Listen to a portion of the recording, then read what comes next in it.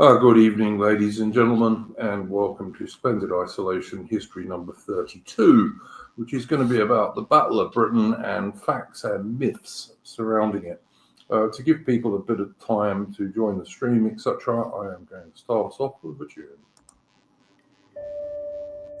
Take up the white man's burden, send forth the best ye breed. Go bind your sons to exile, to serve your captives' need.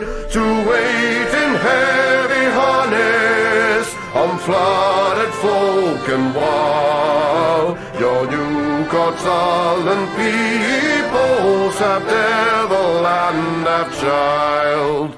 Take up the white man's burden, in patience to abide, to veil the threat of terror and check the show of pride. By open speech and simple, 100 times made plain, to seek another's profit and work another's gain. Take up the white man's burden, the savage wars of peace.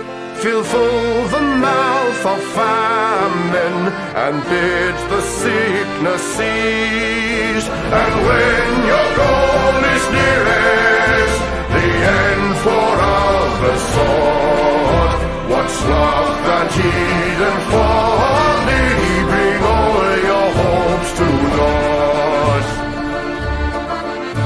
Take up the white man's burden, no tawdry rule of kings, but toil of serf and sweeper, the tale of common things. The ports ye shall not enter, the roads ye shall not tread. Go make them with your living and mark them with your dead. Take up the white man's burden and reap his old reward. The blame of those ye better, the hate of those ye guard. The cry of those ye humor are slowly towards the light. Why brought ye us from bondage, a loved Egyptian night? Take up the white man's burden, ye dare not stoop to less, nor call too loud on freedom to cloak your weariness. By all ye cry or whisper, by all ye leave or do, the silent, sullen people shall wail gods and you. Take up the white man's burden, have done with childish days, the lightly profit laurel, the easy ungrudged praise. Come thou to search your manhood through all of thankless years. No age with give or wisdom, the judgment of your peers. Take off the white man's burden through all of thankless years.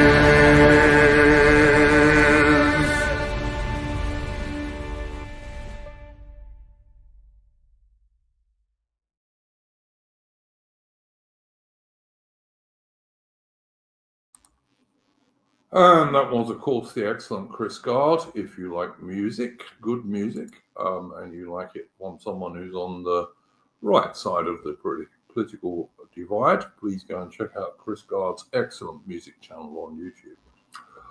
Guys, a couple of admin things before we start. Please do like the stream, people. It really does help the channel. Takes a second, doesn't cost anything. And if you want to support the channel, or ask a super chat question, which we will answer towards the end of the stream, you can do so via Entropy, and the link for that is pinned at the top of the chat if you're on YouTube. Okay, good evening to my guests, Mitch and AI.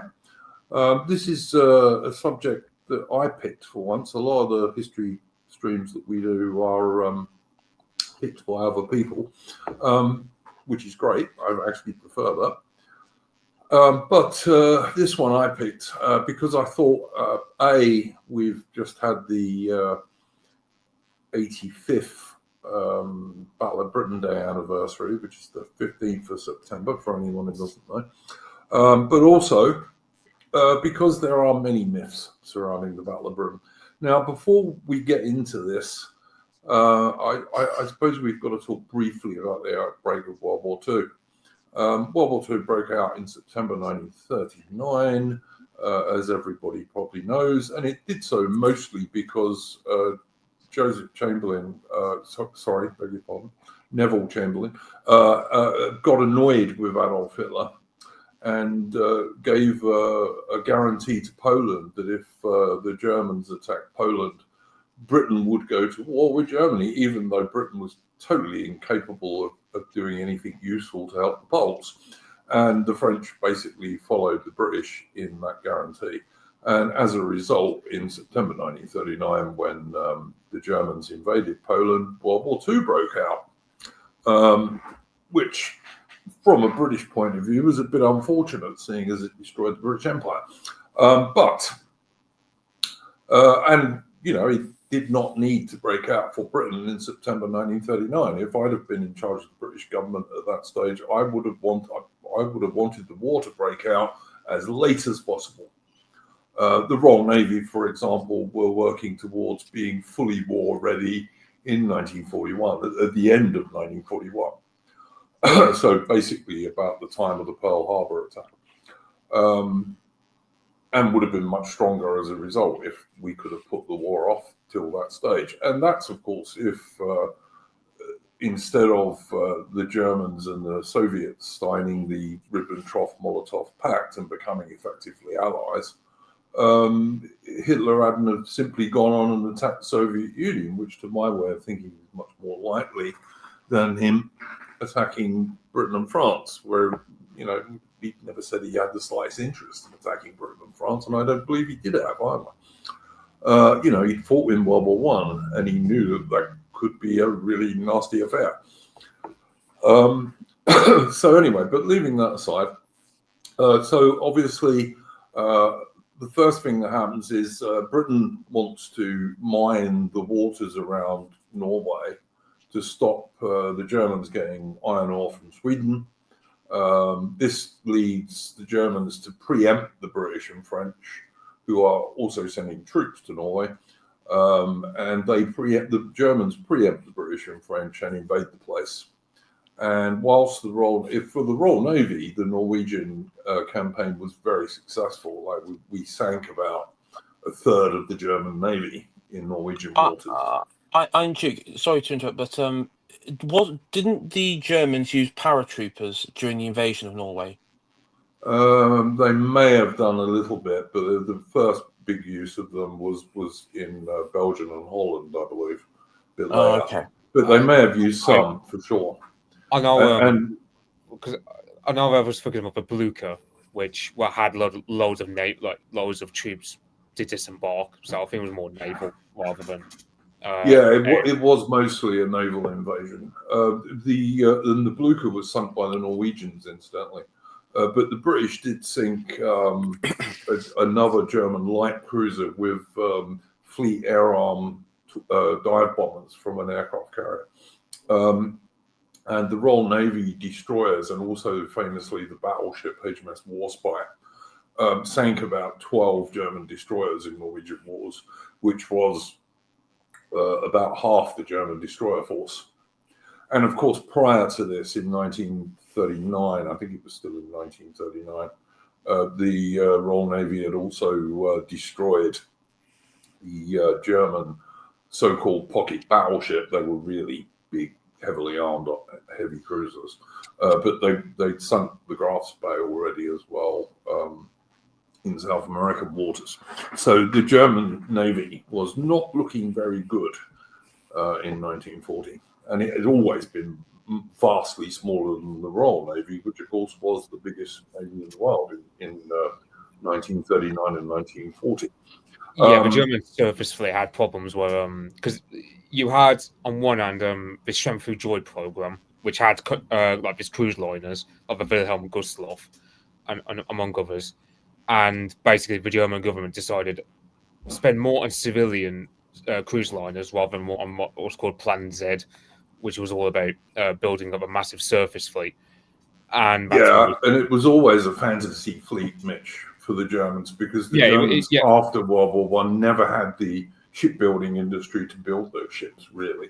Yeah, pretty much. Like there wasn't a real scenario where Plan Z would succeed within 10 years or whatever to overshadow. Well, it would also rely on it would also, Mitch, rely on the Royal Navy not doing anything to counter it. And even in 1940, the British shipyards could build a lot more big ships than the German shipyards could. And this had also been true in the First World War. This is why prior to the First World War breaking out in 1914, well prior to it, Britain had won the dreadnought race. We could simply build more ships more quickly than the Germans could. And in fact, in 1914, we could build more ships more quickly than anyone could. Yeah, because there was an Anglo-German naval agreement where it was something like the Germans were allowed to build up to a third compared to the Royal Navy. That's true. Yes. But the thing was, a surface fleet just didn't really suit German strategic interests. Because I mean, for example, Hitler was focusing more on the east with the Lebensraum. Well, what good would a navy do? Well, if you're Germany in the middle of Europe with enemies on both sides of you, what are you going to spend your money on? Are you going to spend it on a navy, or are you going to spend it on the army and the air force, which of course is what the Germans spend their money on? And it's I know, because even in the Baltic, which should have been a German lake, they resorted to anti-submarine netting basically with the Finnish government. Like they didn't really leverage a huge navy or anything, so it just wasn't that much of an. Aside from the U-boats, which I mean that can be a topic in and of itself. Yeah, we will do a stream without doubt in due course about the Battle of the Atlantic, and we'll talk about the U-boats when we do that. All I'm doing at the moment, guys, is just trying to set the scene a bit so that people understand what the position was when the Battle of Britain broke out in June, July 1940. So anyway, the Germans lost a lot of their navy in Norway. So although they succeeded in capturing Norway, and kept it until the end of the war, it was not a success for the German Navy. It was a bit of a disaster for the Kriegsmarine, but a big success for the Royal Navy. Although we did lose an aircraft carrier on the way back from Norway, purely because the Royal Navy hadn't, the people running that particular convoy didn't even give it a peacetime escort, which would have been 4 destroyers. They gave it 2. And for some reason, best known to himself, the captain of the aircraft carrier had no aircraft up that would have spotted the German battle cruisers that sunk him ages before they could have got within range. But anyway, another topic for another day. So obviously, after the Norwegian stuff, Germany attacks in the west and quite quickly defeats the French army. The French morale was never very high. They were much more affected by socialists and communists than the Brits were.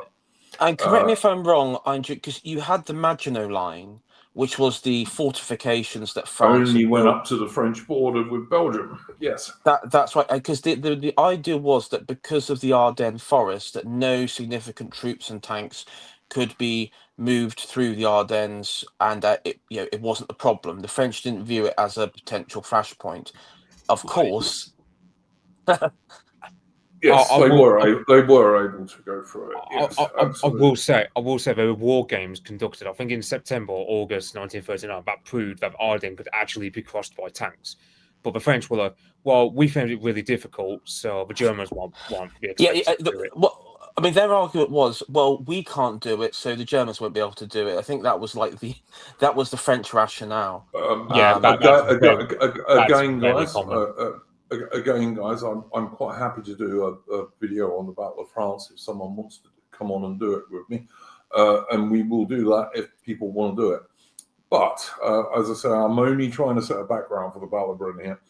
Anyway, the France was quickly lost. Is the short thing, as was Belgium and Holland. Very quickly, the Germans won. The British had sent the British Expeditionary Force to France. It was far weaker even than the expeditionary force we sent to France in the First World War, the so-called contemptible little army.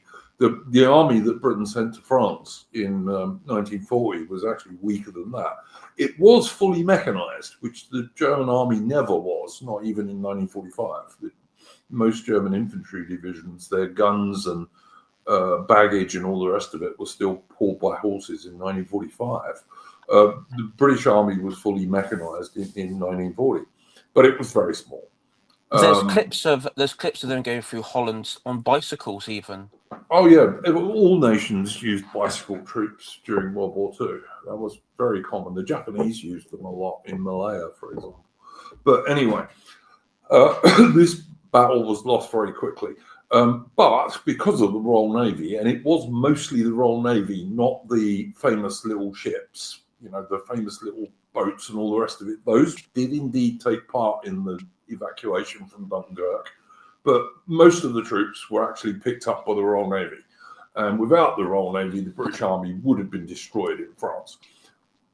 Even as it was, although most of the troops were got back to Britain, they lost basically all their heavy equipment.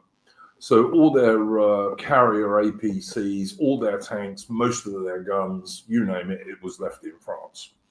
So the British Army was short of heavy equipment in 1940. This is true. The British Army in Britain, of course, there were other British armies in the Middle East and what have you that had plenty of tanks and what have you, but that's a different story. Anyway, the RAF in Norway and in France and the Low Countries had lost about 1,000 aircraft by July 1940. But most of them, and of course, this was a tragedy for the aircrew, many of whom were killed. But most of the aircraft they lost were a mixture of outdated biplane fighters and horrible things like the Fairey Battle light bomber. The Fairey Battle was a single-engine bomber with almost no defensive armament, and even if it managed to get through the German fighters, which it very often didn't, it carried a tiny bomb load that wasn't much use in any case. And so most of these 1,000 aircraft that the RAF did lose prior to the Battle of Britain were actually not aircraft that were going to be missed later in the war, although the aircrew certainly would be.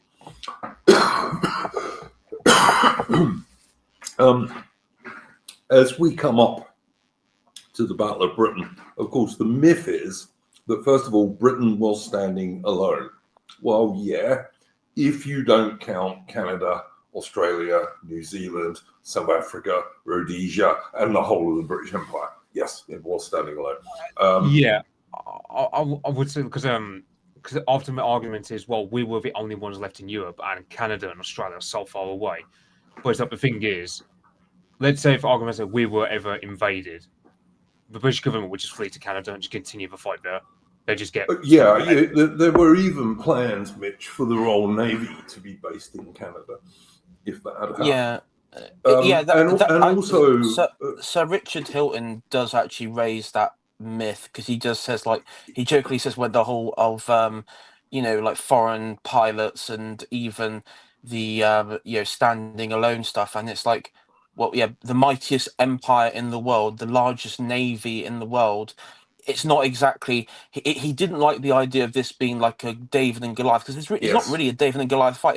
It's a Goliath and a Goliath fight.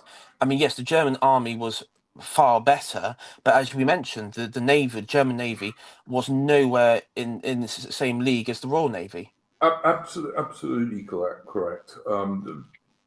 It was more a whale and an elephant fight, with the Germans being the elephant and the British being the whale, because we're a naval power, or should be. We're not now, but we should be. Yeah, and also in 1940, both Canadian and Australian troops arrived in Britain to help defend the place. I've commented on somebody else's video about the Battle of Britain about this, and I got slagged off in the chat. And people were saying, oh, yeah, but Australia and New Zealand and South Africa and Canada are all so far away, but they sent troops to Britain. And they sent a lot of pilots, to Britain. There were many, many South African, Australian, New Zealand, Canadian, and Rhodesian pilots in the RAF. That's a weird argument to make that they were using against you, because I have heard this argument, because they make it sound like World War II was exactly like the 19th and the 17th century. I mean, the world at that time was mechanized to the point where communication, movement, okay, it wouldn't take months and months on the end for one fleet to travel from one end of the ocean to the other.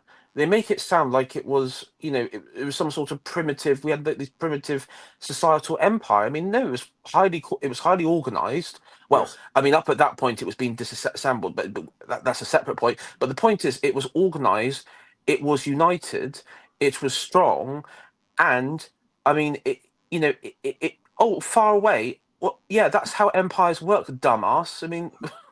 Yeah, that's why the Royal Navy was the largest navy in the world, because it was the Royal Navy that kept the British Empire together.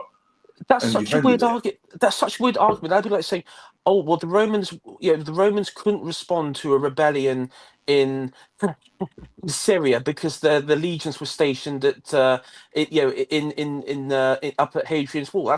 That's a ridiculous argument to make. Well, that's also why the Romans built their famous roads, of course, so that they could move troops quite quickly, actually. But anyway, we're getting a bit off topic. So again, in 1940, yes, Britain was standing on its own in Europe, but the whole empire was behind Britain. And in terms of pilots, and you have to remember that pilots were generally quite technical chaps, well-educated technical chaps. The vast majority of the pilots who came to help RAF Fighter Command were from the White Empire, because there weren't many pilots in places like India, and certainly not in Africa or the West Indies. So but many volunteers came over from the Royal Canadian Air Force, from the Royal Australian Air Force, the Royal New Zealand Air Force, and the Royal South African Air Force as well. Famously, of course, Ian Smith, the Prime Minister of Rhodesia, who Britain shat on eventually, was a RAF Spitfire pilot in World War II. But anyway. I would also say, and no doubt this will come up, the film, the Battle of Britain film from, what was it, 1969, was it? I think 1969. The famous film on that one. The Robert Shaw character was his squadron leader, who was referred to as Skipper, was apparently based off a South African squadron leader whose name forgets me. Well, the leading RAF Battle of Britain ace was Sailor Milan, who was a South African, and he was called Sailor Milan because he'd worked in the Merchant Navy for a while. But he was a South African guy, and he was actually the top RAF ace in the Battle of Britain. But anyway, so yes, Britain was getting these help. As I noticed, someone mentioned in the chat, there were also a couple of squadrons of Poles. There was a squadron of Czechs, and there was even a squadron which was about half American volunteers. Yeah, just to confirm, Robert Shaw's character is loosely based off Adolf Sailor Milan. So yeah, that's Sailor Milan. I thought that's who it probably was. AI. But yeah, so you've got to look at this situation in 1940. Now, the Germans were threatening to invade. And of course, Winston Churchill, who I'm not the greatest fan of, made great propaganda use of this. And, you know, our finest hour, and we'll fight them on the beaches, and blur and blur and blur. In fact, the Germans never had a realistic chance of invading Britain. Their navy simply was not big enough to escort the troops across. They had no proper landing craft. They were using hastily converted Rhine barges, many of which didn't even have an engine. And the Kriegsmarine, the German Navy, pointed out to the German army that, you know, the German army wanted to do wide landings across the south of England.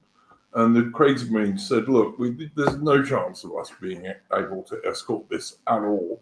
You can have a little tiny narrow landing. And of course, the German army said, well, if we do a little tiny narrow landing, even if we get troops ashore, they'll just be shredded.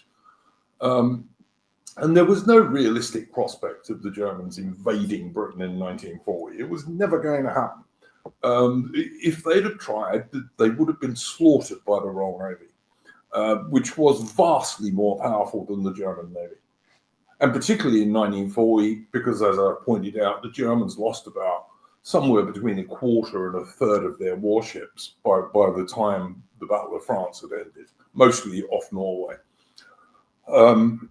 Whereas the Royal Navy had flotillas of 16 destroyers they could simply send in. And before anyone says, oh, but the Luftwaffe could have sunk them, this is not true. The German Air Force, like all air forces in 1940, by the way, was not very good at sinking warships at sea. They just weren't good at it.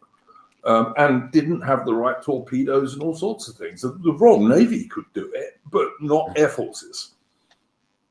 Yeah, also, of course, no air force could do fuck all at night, and so the Royal Navy would have simply mostly operated at night. And even if the Germans managed to get a wave of troops ashore, how are they going to resupply them with ammunition and food and supplies and evacuate their wounded? They wouldn't have been able to. Yeah, the idea that the Germans could realistically invade Britain in 1940 is bullshit. It was never going to happen. I'm sorry, Mitch, you were trying to say so. I was going to say, when you look up, like, because you look up all those World War II documentaries, and the one thing I'll show you in the footage is like, oh, British merchant ships in the Channel getting sunk by Stukas. Well, the Stuka that's not a long-term solution in terms of, like, you know, interdicting British ships, because the Stukas have to be used eventually for the Eastern Front. Well, also, as we will come to, Mitch, the Stuka had to be withdrawn from the Battle of Britain because their losses were so heavy. Because although the Stuka was a good dive bomber, it could only operate where it had air superiority. And if you didn't have that, they were sitters for fires. Yeah, they were really easy to shoot down.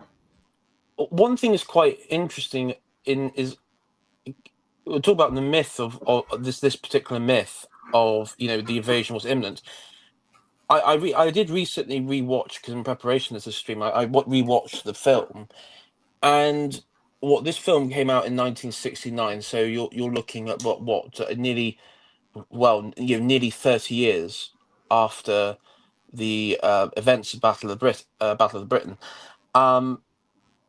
Even in that, you know, Dowding's character, Trevor Howard, and people like that are all saying, you know, Britain is on the brink of invasion. It's on the brink of invasion. So even in 1969, yep, in that particular film, and do you know what's quite interesting? I found out that when it was, because the film wasn't really well received, and Dowding, the real life Dowding, was still alive at the time, and him, along with 350 veterans, pilots and the like, were invited to see.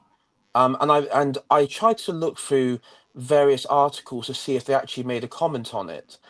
Now, the only thing I found out is that during the filming, Adolf Galland, who was a German pilot, very well-known pilot, later general of fighters in the German Air Force, yes. Yeah, and my dad actually met him once at a pub in Berlin when he was stationed there, and they actually had a sit down, and with some others, and chatted about the aircraft and stuff. So anyway, point is, Adolf Galland, who was an advisor on the film, stormed off. One notable occasion was actually where they deliberately changed the saluting, made it look like all regular airmen were doing the Roman salute. He said in reality they were doing the traditional salute. So Yes. he was annoyed about that inaccuracy, but also like the ways that conversations were depicted with the air marshal and officers. He said that it's deliberate. It was basically making them look cartoonishly incompetent, and that's what was annoying him. Yes, I bet. That I bet. and also, from my understanding, a couple of RAF people were also annoyed with the depiction.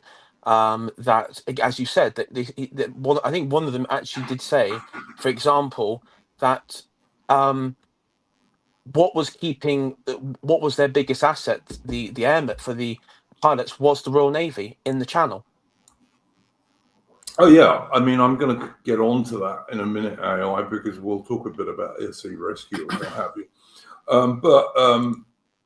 Yeah, the fact of it is that this the whole invasion thing, it's a myth. It was never going to happen. It was Churchill propaganda, mostly aimed at the Americans, I might add. Yeah. Also, in the film, the pilots who flew the German aircraft were apparently there was like 4 Texan pilots, and some of the German veterans who were watching the scenes being filmed were absolutely enraged with their style of flying. They said it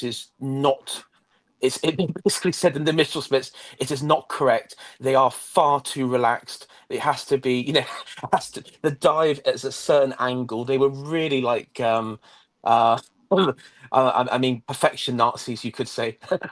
But yeah. Yeah, I mean, look, there's various things about that movie that if we've got time, we might talk about. But I want to try and stick to the actual Battle of Britain as much as I can. As I say, so coming out of France, Britain was not, even in terms of the RAF, anywhere near as bad as people think it was. The RAF in June had about 650 modern fighters, that's to say Supermarine Spitfires and Hawker Hurricanes. And there were twice as many Hurricanes as Spitfires because the Hurricane had come into service slightly earlier. But there were about 650 modern fighters. But even in June 1940, Britain had another 300 fighters in storage. And during 1940 as a whole, Britain was actually producing a lot more fighters than the Germans were. Britain was producing between 450 to 500 fighters a month in 1940, a month. And the Germans were only producing under 300. So we were actually out-producing the Germans in fighter aircraft. Of course, the Germans had a hell of a lot of bombers as well, but that's slightly beside the point. But also, of course, the RAF had bombers as well, which we used to bomb the invasion ports with their crappy Rhine barges and all the rest of it at night. But also, even in terms of pilots, it was not quite as desperate as it is pretended to be in movies like The Battle of Britain and other sources, because the RAF had opened 3 additional operational training units for pilots in 1940. And that meant that the RAF were able to produce something like 125 pilots every 2 weeks. That's a lot. That's a lot. That was the main problem, because as you said, they could produce the aircraft. That wasn't the problem. It was actually the manpower and to make sure that there was enough men to fill that role. But even that was not as bad as is sometimes portrayed. As I say, the Fire Command got volunteers from the Royal Navy Fleet Air Arm. They got lots of volunteers from the light bomber squadrons, the Fairy Battles, which were completely useless death traps anyway. They were single-engined aircraft, so the converting those pilots wasn't that difficult. Also, as I said, there were lots of volunteers coming from old Commonwealth white empire countries, Yeah. from the Poles, from the Czechs, even a few free French guys, and even a few Americans. The RAF was not quite as desperate for pilots as is sometimes portrayed. The whole Battle of Britain thing is they try and pretend it's this David and Goliath thing, and it wasn't. It's just not true. Anyway, before we actually get on to the course of the Battle of Britain itself, that's not true, Davey. Davey is saying in the chat that if you didn't receive pronunciation, you didn't have a career. That's not true. There were loads of sergeant pilots in the RAF and Fire Command. I think that myth that Patriot Archive was referring to the Patriot Archive, the myth that the majority of RAF pilots during the Second World War had those upper class tough accents types. There were some that did, of course. There were plenty of public schoolboys. I think that was a legacy, though, of the First World War. I think that was like an internalized myth from the First World War, because in the First World War you did have a lot of the aristocrats did go into the became pilots, within the army and before the RAF. But in 1940 there were certainly plenty of sergeant pilots in the RAF who were ordinary middle class boys, basically, or even working class boys who just got a good education.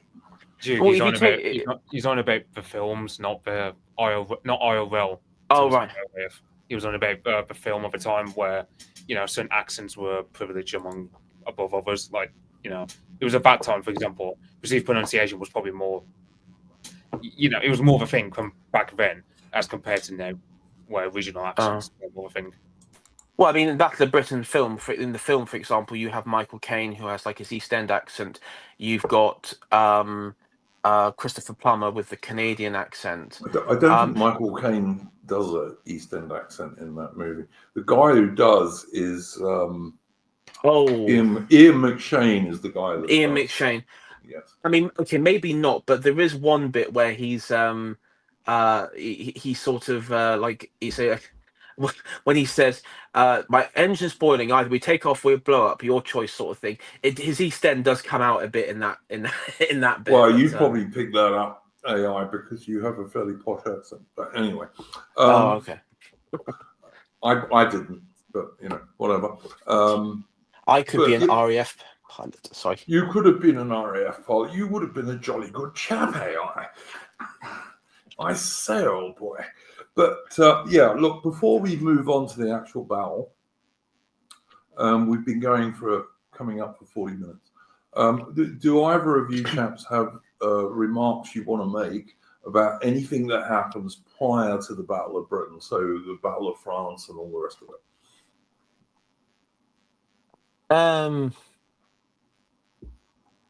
I mean, the only thing that I sort of know of is that I say we'll talk about maybe is from the British Expeditionary Force. Important to remember that because of the collapse of the French army, they were surrounded at Dunkirk. So we all know the story of Dunkirk, and what happened was that the German army stopped, or they stopped at a point, and the idea was from Hitler and his generals that this would be a good negotiating point with Britain. The army is surrounded. It's got it's humiliated. Now this is a good point to negotiate, and even to the point where they sort of allowed some forms of evacuations. Yes, there were air attacks by the Luftwaffe, and as you mentioned, the Royal Navy were the main force of this. I think it's quite interesting because the Dunkirk film, we talked about this. I would say that the one that came out in the 50s is probably far more accurate than the one that came out relatively recently. But it's important to remember what the French army collapsed. The British army was surrounded. Now, where was the RAF in relation to the expeditionary force in France? They were stationed. I think it was. Where was it? It wasn't too far from the Belgian border, I don't believe. The RAF had a thing called the Advanced Air Striking Force, which was mostly fairy battle light bombers, which were useless and death traps, and Hurricanes, although there was also some Gloucester Gladiator biplane fighter squadrons, and they were stationed behind the British Expeditionary Force. And of course, that meant they had to keep pulling back all the time as the British Expeditionary Force and the French retreated. So yeah, hopefully that answers that one, AI. Okay, yeah, that does.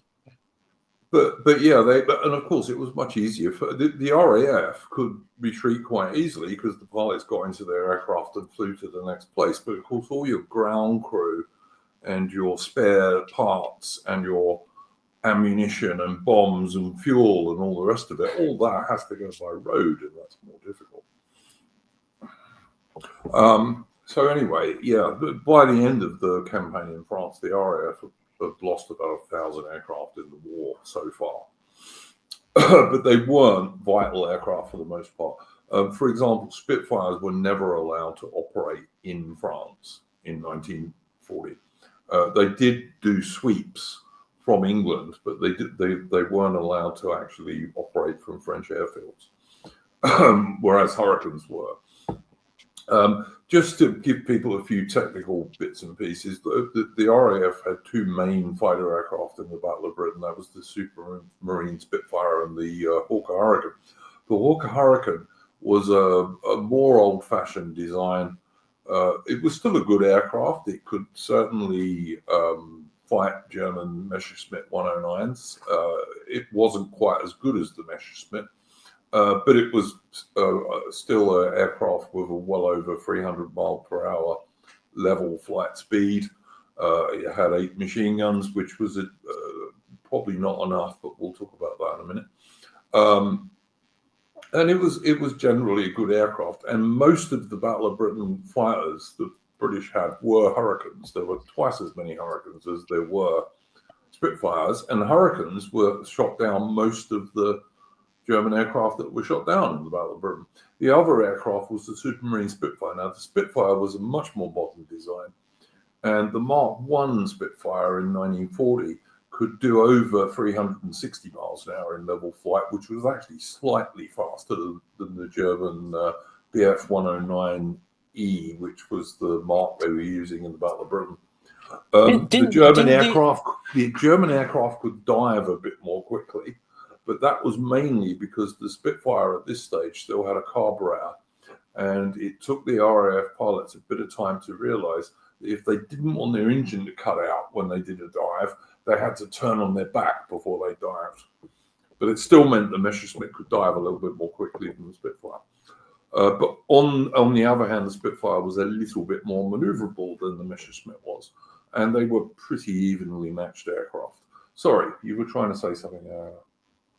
Yeah, I was going to say, yeah, the BF 109E had a better climb rate than. No, it didn't have a better climb rate than the Spitfire. Than the Hurricane. I mean, the Mark. Oh yeah, it probably did have a slightly better climb rate than the Hurricane, but it didn't than the Spitfire. No, I mean, the other thing that was the Spitfire did, and that was one of the considerable actually because of the Merlin engine. Significantly more power. I think it was 30 mile. It's also a 30 mile an hour increase than before. The Mark I Spitfire was the official top speed for the Bf 109E. If we're going to get really nerdy, was 357 miles an hour.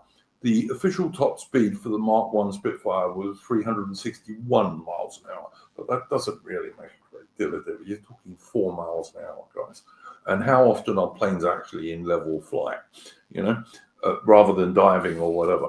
The thing about the Spitfire, of course, was that in 1940, it had an engine of somewhere between, I think it was about 1,100 horsepower, something like that. By the end of World War II, and that was a Merlin engine, by the end of World War II, the latest Marks of Spitfire had a Griffin engine, which was about 2,200 horsepower and could do 460 miles an hour. So they added 100 mile an hour to the speed of the Spitfire during World War II, which is why it was still a good fighter in 1945, because you could develop it. And indeed, the German Messerschmitt 109 was also operated all through World War II with much improved models later on in the war. Anyway, leaving that all aside, Mitch, did you have anything you wanted to say at this stage? I don't really know too much about the specifics of it, like, let's say, the aircraft. All I know is,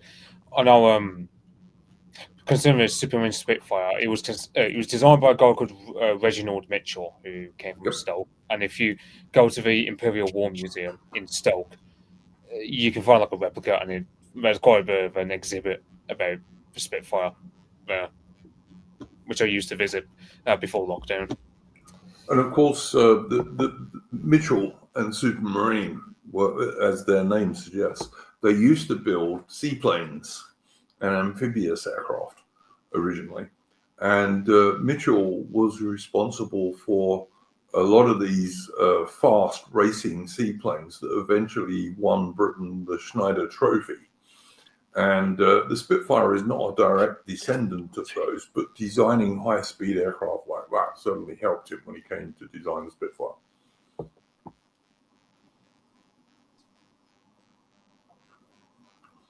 All right. Now, what were the Germans trying to do at the Battle of Britain? Well, the official thing is prepare the way for an invasion and get air superiority. I think that's bullshit, frankly. They were never going to be able to do that. But what they were trying to do was force Britain to a negotiation. At the time when the Battle of Britain was going on, Hitler was constantly making speeches saying, look, I'll have peace with the British Empire. I'd sooner have peace with the British Empire. And quite frankly, I think he probably would have, because, you know, Hitler always intended to go east and he didn't want a two-front war. But I think this was the main thing that the Battle of Britain was really aimed at doing. It was to try and force the British to the negotiation table. And of course, that was never going to happen under Churchill, because Churchill was quite willing to destroy the British Empire in order to defeat the Germans, which is what it eventually took. World War II destroyed the British Empire. That was the effect it had on Britain. But it defeated fascism, Iron Duke. It defeated fascism and Nazism in its tracks. Yeah, well worth it to destroy the British Empire, not. But anyway, that's my own view. I would have sooner kept Britain as a great power, but there we go. And if Germany wanted to go fight, if Hitler and Stalin wanted to fight each other somewhere near the Ural Mountains, that would have suited me just fine. I would have said, go for it, boys. It's not my business. Davey 1602 says the empire was already on its knees after World War I. No, it wasn't, mate. I'm sorry, that's just not true. It was much weaker after World War I than it had been before it, but it wasn't on its knees.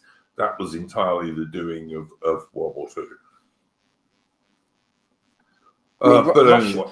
Russian Empire 1917 is what I would define as an empire on its knees. Yes. Yeah, the one that had to surrender to the Germans in 1917, yes. And had the Treaty of Brest-Litovsk put on it.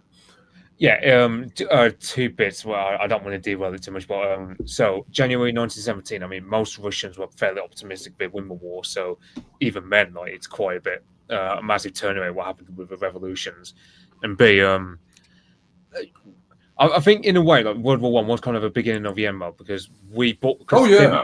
David Lloyd George bought into this principle of self-determination, which screwed us over when dealing with Hitler, because well, Hitler can easily just use that principle that Wilson brings in and go, well, why should the Sudetenland be in Czech hands?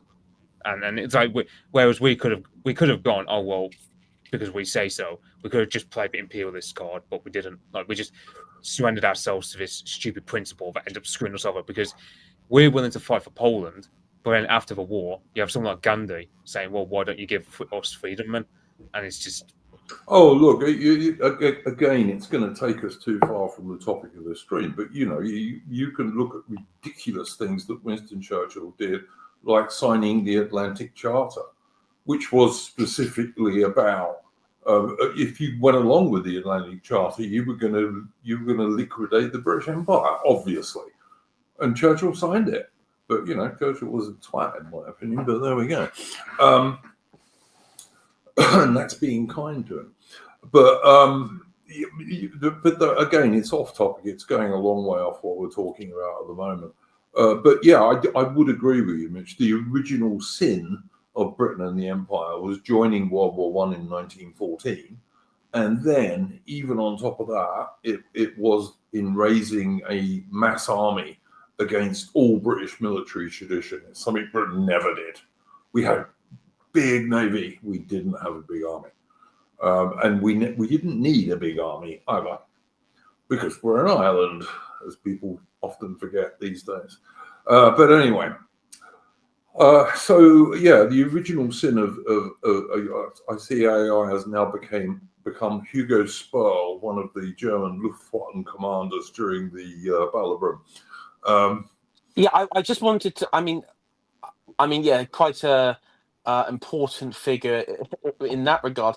I just would say, like, on a complete aesthetic level, I mean, not to play into myths here, but he's like a Wolfenstein like boss. He's like a Wolfenstein boss. Yeah, no, I get what you mean. But yeah, so anyway, yeah, World War One was absolutely the original sin of Britain and the Empire, and Britain was vastly weaker and poorer in 1919 than it had been in 1914 prior to the war. It was a complete mistake. There was no reason for Britain to do it, in my opinion.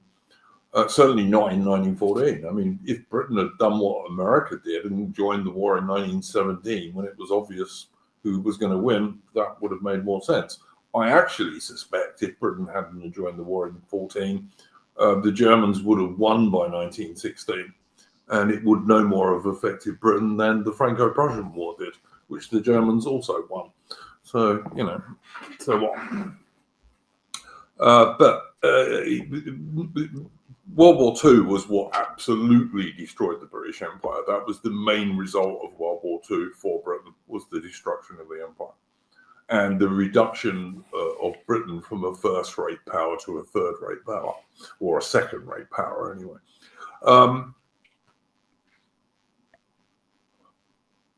Is it right if I just read an excerpt from Adolf Galland, who talked about the German strategy and problems, a few problems he had with it? Mm-hmm. So this is from Adolf Galland. He said, and I think this was in an interview sometime after the war. We had the impression that whatever we did, we were bound to be wrong. Fighter protection for bombers created many problems which had to be solved in action. Bomber pilots preferred close screening, in which their formation was surrounded by pairs of fighters pursuing a zigzag course. Obviously, the visible presence of the protective fighters gave the bomber pilots greater sense of security. However, this was a faulty conclusion, because a fighter can only carry out this purely defensive task by taking the initiative in the offensive. He must never wait until attack, because he then loses the chance of acting. We fighter pilots certainly preferred the free chase during the approach and over the target area. This gives the greatest relief and the best protection for the bomber force. So there we go. Yeah, all obviously true. I mean, in World War II, if you were a fighter pilot, you wanted to be higher than the enemy. Yeah. Of course, it's worth mentioning that Britain had an equalizer in the Battle of Britain, in that we had a very well-developed radar system, which enabled the British to spot German raids as they were forming up over France. And so therefore, instead of having to keep standing patrols over various areas, you could actually scramble squadrons to intercept them. And they just about, depending how close they were to the channel, they just about had enough time to get as high as the Germans were, usually, not always. I mean, and also not to mention the observation corps, which would also the be Royal able to Observer relay. Corps, the Royal Observer Corps, which is quite funny because my grandfather, the one that went out to Burma, he actually started off on the East Coast. In that he was briefly in that before he moved on. Yeah, Britain had a quite well-developed system of defences. You had the radar stations, you had and there were chain home and also chain low stations that looked at lower levels but had a shorter range. You had the Royal Observer Corps who filled in gaps and also would verify how many German aircraft there were, etc. And all of these were linked to sector stations. The RAF Fighter Command was divided up into sectors. They called it Dowding. They called it the Dowding system. Yeah, the Dowding system. The Dowding system. So Hugh Dowding was the head of Fire Command. But anyway, the RAF was divided up into several groups covering different parts of Britain. And then the groups were divided into sectors and then linked to individual airfields and squadrons. Padfer in the chat points out the Royal Observer Corps wasn't disbanded until 1989. This is true. But anyway, so this was all linked together and operated quite efficiently. And they'd even thought of providing spare operations rooms for in case one got bombed. And they did that, and the operations rooms were manned by WAFs, who were Women's Royal Air Force. And according to RAF stories, the WAFs got prettier the higher up the officer was in charge of the place, which I can well believe. But anyway, I can certainly believe that. But so the RAF was quite well set up to do what it needed to do. It wasn't as heavily outnumbered by the Germans as it appears, particularly not if you're looking at the fighter aircraft. The Germans, by the way, also had a lot of Bf-110s, which were twin-engine fighters that the Germans called Zerstreuers. And although they were very heavily armed and quite fast, they were very unmaneuverable and were actually fairly easy for single-engine fighters to shoot down. It's also worth noting because, as you mentioned, you had different groups. So you had Group 11 was southeast. That would be, for obvious reasons, the bulk of the RAF attention by a large mile. If you take Group 12, which was basically Midlands from East Anglia to the West Midlands, so that's 12 group, had very low, and then you had probably from what is considered from Yorkshire all the way up to Scotland, that was 13th group. And again, you had I think you had one up near Hexham, and then of course you had a couple bases in Scotland. There was another group covering the southwest as well. Anyway. Yeah, they covered the whole of southwest and southern portion of Wales, Group 10. Yes. So and they had a base. You had a base near us actually. You had one down in South Devon, and I think one up by Filton. I think there was a base up at Filton. Yes, I'm sure you're right. But yeah, the RAF was quite well set up for this, and had practiced doing this stuff and all the rest of it. The RAF 11 group was one run by Keith Park, who was a New Zealander and a good officer.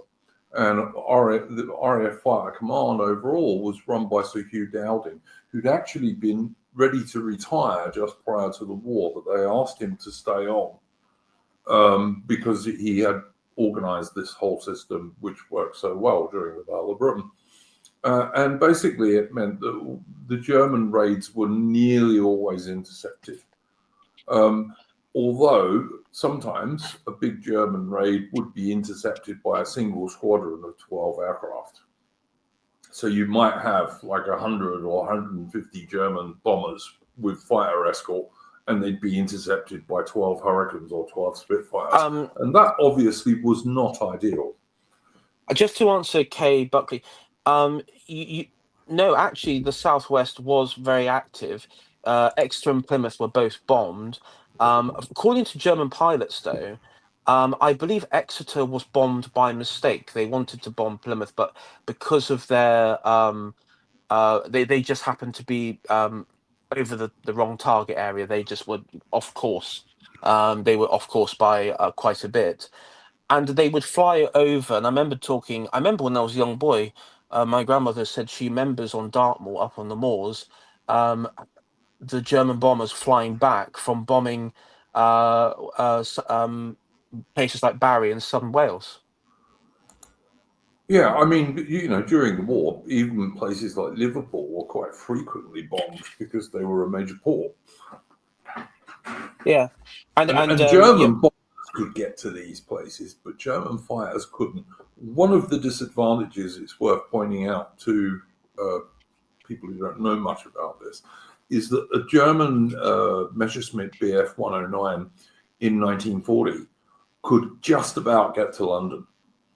And they had about 5 minutes of operational time at full power over London, and then they had to piss off back to France, or they would crash into the Channel on the way back because they'd run out of fuel. So when it came to German aircraft that came across, I'm guessing you had because in the Battle of Britain, I think you had German Heinkels that came from Norway to bomb. You did, yes. To bomb East Coast, and of course, the fighters couldn't accompany them because of the range. It was not a chance at all, and so it was easy for. Of course, you have the famous phrase, "There's no fighter escort, so you just help yourselves." Oh, and from the movie, yeah. That's a famous one. But that would be Group 12 under Lee Mallory and 13 under Richard Saul. Bit of an arsehole was Lee Mallory, but anyway. Yeah. he was the guy who supported the big wing, and he could because he was far enough away from the German airfields that he could form 3 squadrons or 5 squadrons into a big wing. But if you were a number 11 group covering the southeast, you didn't have time to do that. They did form wings of 2 squadrons eventually, and you could do that if they were on the same airfield. But you couldn't form up a massive wing of 60 fighters in 11 group. They just didn't have enough time, even with radar. They didn't get enough warning. But we'll come to that at the end because the treatment of Dowding and Keith Park was not exactly very nice after the Battle of Britain. Just a quick, I was going to say, the reason I know Trafford Lee Mallory was that there was a locomotive after the war named after him on Southern Rail. So it's a bit of useless information. Lee Mallory ended up taking over RAF Fire Command. And he did so partly by backstabbing Keith Park and Dowding and everybody else. But anyway, and getting in Churchill's ear, which was always a good thing to do if you wanted to, And Churchill was not somebody who had much loyalty to any of his military commanders during World War II.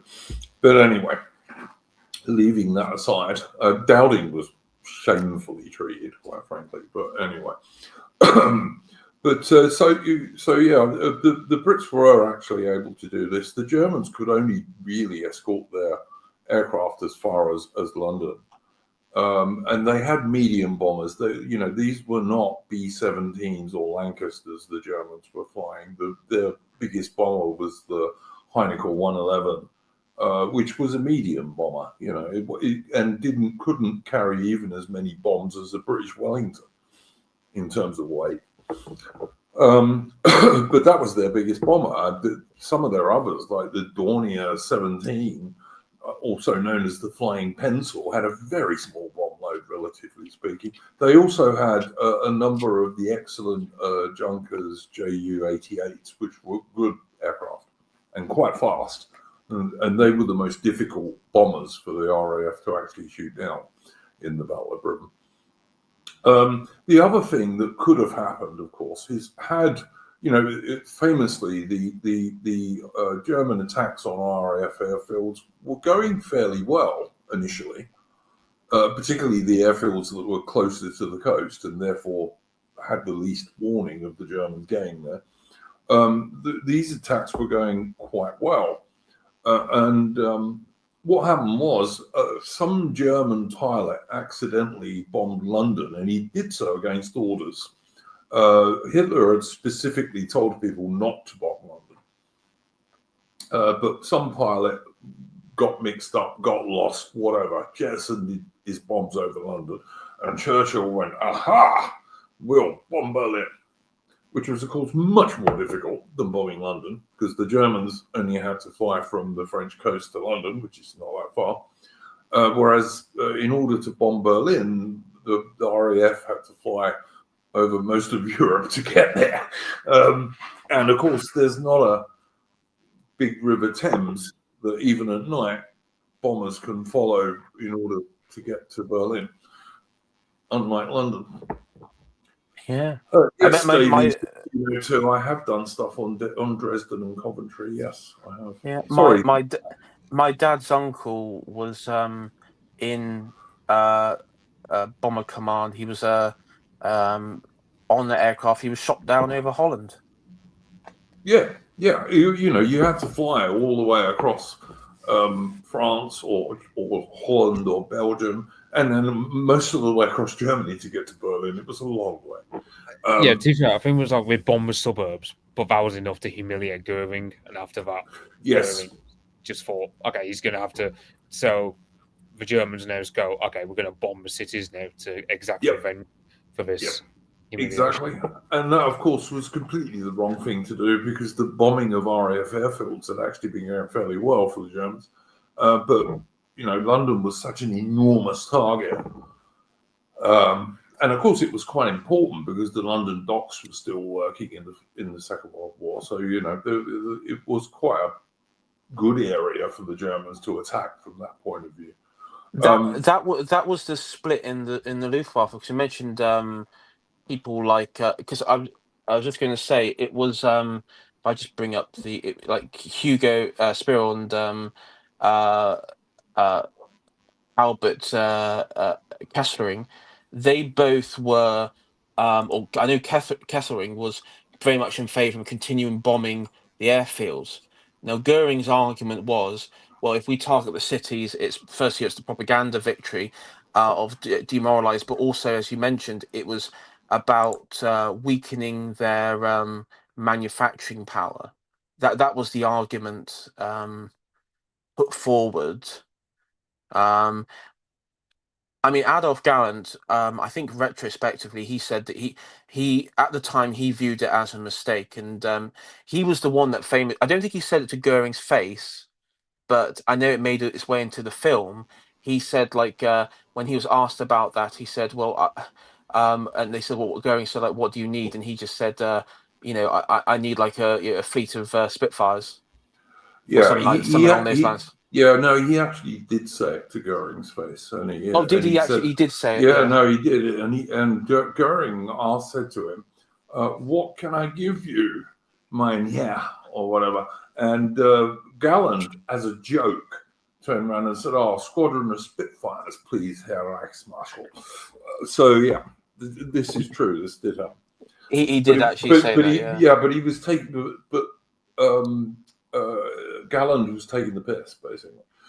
But the thing was, there was an element there was like a bit of an element of truth in that, in the fact that it wasn't because this is what Gallant's the thing that I read earlier was the thing that he was annoyed is the fighter aircraft just became an escort thing, and it wasn't able to use the mission. It wasn't using its full capability because it was just there to protect these bombing missions over London and stuff. That is true, but it's also true that because the German industry hadn't been put on a war footing still in 1940, they were still producing lots of butter and fridges and what have you, rather than aircraft and tanks. They hadn't gone on to a full war footing in 1940, and as a result, as I said at the beginning of this stream, Britain was actually producing far more fighter aircraft in 1940 than the Germans were. We were producing between 450 and 500 a month. The Germans couldn't even manage 300. And as a result of that, at one stage, the German single-engine fire force got down to only just over 300 operational aircraft, like aircraft that could actually fly that day. They had plenty of others, but they were being repaired or what have you, having engine changes, you know. Galland was pissed off with Goering, but for faults that were not, you know, direct things. They were to do with German industry, and also Goering had been famously, he once called German fire pilots cowards because they weren't defending the German bombers, which is not true, of course. No. You know, you don't become a fire pilot if you're a coward, by and large. But anyway. Was Goering, was he like the sort of, like, he was better at commanding a squadron, because he was like a World War One pilot? Oh yeah, he commanded. He was a World War One ace, and he commanded Richthofen's Flying Circus at the end of the war. So he was better at just commanding a squadron, maybe not like being the overall air marshal. Yeah, I mean, the reason he was in charge of the Luftwaffe was because he was an early joiner of the Nazi Party, and he was mate to Hitler.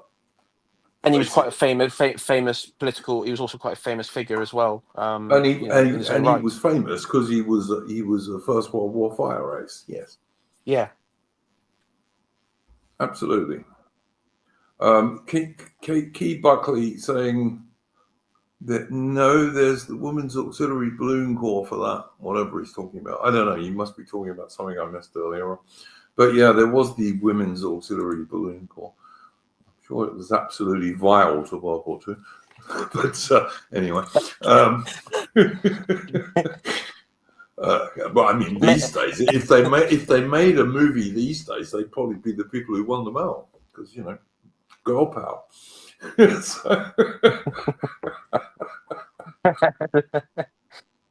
Well, I mean, yeah. But fire pilots don't tend to be cowards. I mean, being a fire pilot is a dangerous job, even if you're not fighting a war, you know. So the other thing that could have happened is, had the Germans not switched to London, which of course the RAF were delighted that the Germans had switched to bombing London, because it meant they could repair all their airfields. But even if that had not happened and the Germans had kept bombing these airfields, they were mostly having success with the ones closer to the coast, who got less warning of the German raids. And the RAF could, in fact, have just withdrawn all its squadrons north of the Thames. They could still have intercepted the Germans. But the Germans couldn't really effectively have bombed those airfields because their fires didn't have the range to escort them north of the Thames. Yeah. Well, because you had the air, but you had the RAF bases like in Epping and Duxford. Yes. And which is beyond North London in East Anglia, Yes. particularly Duxford, because I've been there a few times. Yeah, you just it's only 30 minutes from London. Well, exactly, but it's still too far for the German Luftwaffe in 1940 to escort bombers there. The German Bf-109 simply didn't have the range to fly there. And so had the RAF had the Luftwaffe adopted a better tactical idea of keeping on attacks on on RAF Fire Command air bases, they still wouldn't have done them any good, because the RAF could simply have withdrawn north of the Thames, and they could have still intercepted the Germans all over the southeast of England, probably a little bit less effectively, but not much. But the Germans couldn't have bombed their airfields unless they wanted to use unescorted bombers who would have got shot down. So the Germans were kind of in a lose-lose situation in the Battle of Britain. And so the Blitz, the first raid, according to your gold book actually on Blitz, was the 7th of September, first official raid. Yeah, that sounds about right. Yeah. Yeah, and it lasted for 8 months and 5 days to be somewhat precise. Yeah, my father's home in southeast London in Bermondsey was destroyed by a German raid during the Blitz. Yeah, luckily everyone was in the air raid shelter, so nobody died, but the home was totally destroyed. Yeah, 2 million properties were damaged or destroyed during the Blitz, and civilians killed was about 40,000. Injury was equal to that amount. I mean, some say it went up to 139,000. So yeah, it was quite nasty. Although my father, who was a little boy at the time, he would have been about 8 in 1940, I think, 8 or 9. He said he was never really scared. He thought it was a big adventure. I mean, most of the bombings from and this is what I was told from my grandparents, was a lot of it was over the East End, like from the Isle of Dogs, around that area. Of course, that famous photo, I think we probably know of it, where it's a photo looking down at London. You've got a Heinkel bomber below it, from another German aircraft, and I think it's showing Surrey commercial docks.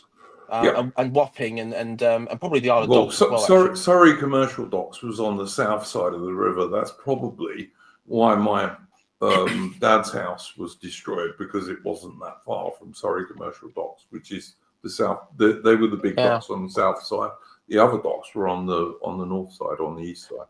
Yeah, and it's quite funny when I went to Whitechapel once with my parents. We were just passing through.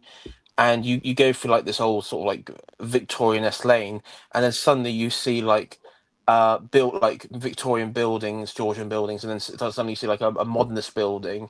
And then my dad always said, you just spot the properties which were bombed. You can tell. Yeah, absolutely. Yep, that's very true. I suppose we should do some. Mitch, did you have anything you wanted to add at this point before we move on? Yeah, because that's German industry. Because you had a guy, because this was before Albert Speer. You had a guy called Fritz Todt, who he was just he wasn't that effective at all trying to get German industry to build up for the war. It was only with Albert Speer from 1942 onwards that you really had a German economy really kicking in. But by then it was too late. So. Very true. Yeah, absolutely. As I say, in 1940, the German economy was not on a wartime basis. And following the Battle of France, even quite a lot of German soldiers were demobilized for a while. So, Germany was by no means on a full wartime economy. And Hitler was actually hoping that Britain would make a peace treaty with Germany. Whether we should or not have done that, I think is quite debatable these days. But anyway, I would say, I would say, like, let's say, for argument's sake, we made peace with Hitler in that scenario. How, in a way, that kind of could herald the end of the empire, though, because imagine, in the space of a few months, we go from being seen as a challenger, and all of a sudden being humiliated by the Germans in a blitzkrieg campaign in northern France. And then, what's to stop the Indians kicking off, smelling blood in the water? You're probably right, Mitch. I'll be honest, my preference would have been not to declare war in September 1939 at all. Like, I wouldn't have given Poland the guarantee at all. I would have, given that there was nothing Britain or France could do to actually help Poland in any case. Yeah, I think it was Edmund. Was it Edmund Ironside or someone else? I think they said basically the Polish army just wasn't ready for war, and And the thing was, when you look at a geography of Poland, right, it's flat terrain, that's flat as a pancake, very ideal terrain for the mobile warfare the Germans would wage. Oh, And for panzer thrusts and things, yeah, no, absolutely right. But I think there I was think nothing we could have done to have saved them, no, and so therefore, why declare war? well, the love and adoration for Poland among British society at that point, and for among British was recently before that, of course, that Poland was invaded by the Soviet Union under Lenin, and this. Well, The, in the, 1921, so quite a long time earlier. But yes, 21. But my point is, there was like this mass, and this was something that many fascists, Mosley and co, was that there was this fear that the Soviet Union would break out, they would sweep across Europe and spread Bolshevism all the way up to France and Britain itself. And yeah, it's also worth pointing out that the Polish government in 1939, just like Germany, was actually a military dictatorship. It wasn't a democracy. It was a military dictatorship in Poland, just like it was in Germany and Italy. So yeah, wasn't really much to choose between them, to be honest. And it was incredibly Roman Catholic. The church was very prominent in society there. It wasn't a liberal democracy. I don't even. I mean, minorities in the country. I don't even know, like, if they had. the Jews did. The Ukrainians and Belarusians, they didn't get a good deal, which is why you get a lot of violence when Poland falls apart. But the Jews, were very. I mean, the Poles historically have been very, I don't know, philo-Semitic. What they made up? What was it, about 10% of the population in Poland? Yeah, and the thing is, one thing that embittered Ukrainians towards the Jews was so one thing you'd have is the Jews would have a monopoly over stuff like vodka, which, when you factor the average Ukrainian wedding, for example, has to have vodka, it just basically means these Ukrainian families get massively into debt, just in debt to the Jews, and that's so. In Poland, there are only two ethnic groups that actually did well, which were the Poles and the Jews. The Germans and Ukrainians and so on, yeah, they didn't get a good deal, to say the least. As for the other thing is another thing in Poland was they took part in the partition of Czechoslovakia, like they annexed. Yes, they did. Yeah, always forgotten today. Yeah, the only guy that actually points out is Putin, and he gets bollocks for that, but it's actually true. Yes. Yeah. Going to war over Poland in September 1939 was a ludicrous decision. Really, really stupid. Made Churchill happy, of course, but Churchill was always a fucking warmonger. Always. I mean, also the post-World War One punishments put on Germany was completely unnecessary. I think they're much exaggerated, to be honest with you. No. Well, I mean the territorial, maybe the territorial stuff. Yeah, I can see that. The financial ones were not as bad as people pretend they were. Well, no, but I'm saying the creation of the Polish state, for example, the way that they carved up Prussian territory. Listen, I wouldn't have got rid of Austria-Hungary personally, but then the person who was responsible for that was mostly the American president. And Lloyd George, who was one of the most corrupt prime ministers Britain's ever had, went along with him. Yeah, I will. The only thing I'd say is even Weimar Germany, because there's one Weimar chancellor who's probably most successful of a lot, but Gustav Stresemann, he would often say, okay, we can have peace with the West, where, for example, the Germans would give up claims to Alsace-Lorraine, but there will be no peace with the East. In other words, there will be no German recognition of Poland as a state, even Weimar, let alone the National Socialist or indeed the Prussian aristocrats. There was no. really, with Poland, they were screwed either way. It didn't matter what kind of German government you had. There was always going to be a situation where the Germans and Russians would partition Poland around the time that it happens in our timeline. Key Buckley, yes, Clemenceau was vastly keen to make sure that Germany couldn't rise. Not that that worked very well, did it? But yeah, there's a lot of truth in what you're saying there. Padford was saying earlier in the chat. Hi, here we are. The British Empire was slowly dissolving instead of crashing like it did. That's not true, Padford. Prior to World War II, the British Empire was not dissolving at all, actually. Well, there had been a bit of a commitment that eventually India was going to be given independence, but there was no timeline attached to it. I mean, referring back to the Richard Hilton, he talked about how internal polling done within India just before World War II was overwhelmingly contempt with the current regime. Yeah, the vast majority of Indian peasants didn't care, basically. It was the Indian middle class who did, for their own self-interest, to get power. And it was the same in Nigeria. It was the same across, Australia, New Zealand, Canada. It was the same across. It wasn't like there was,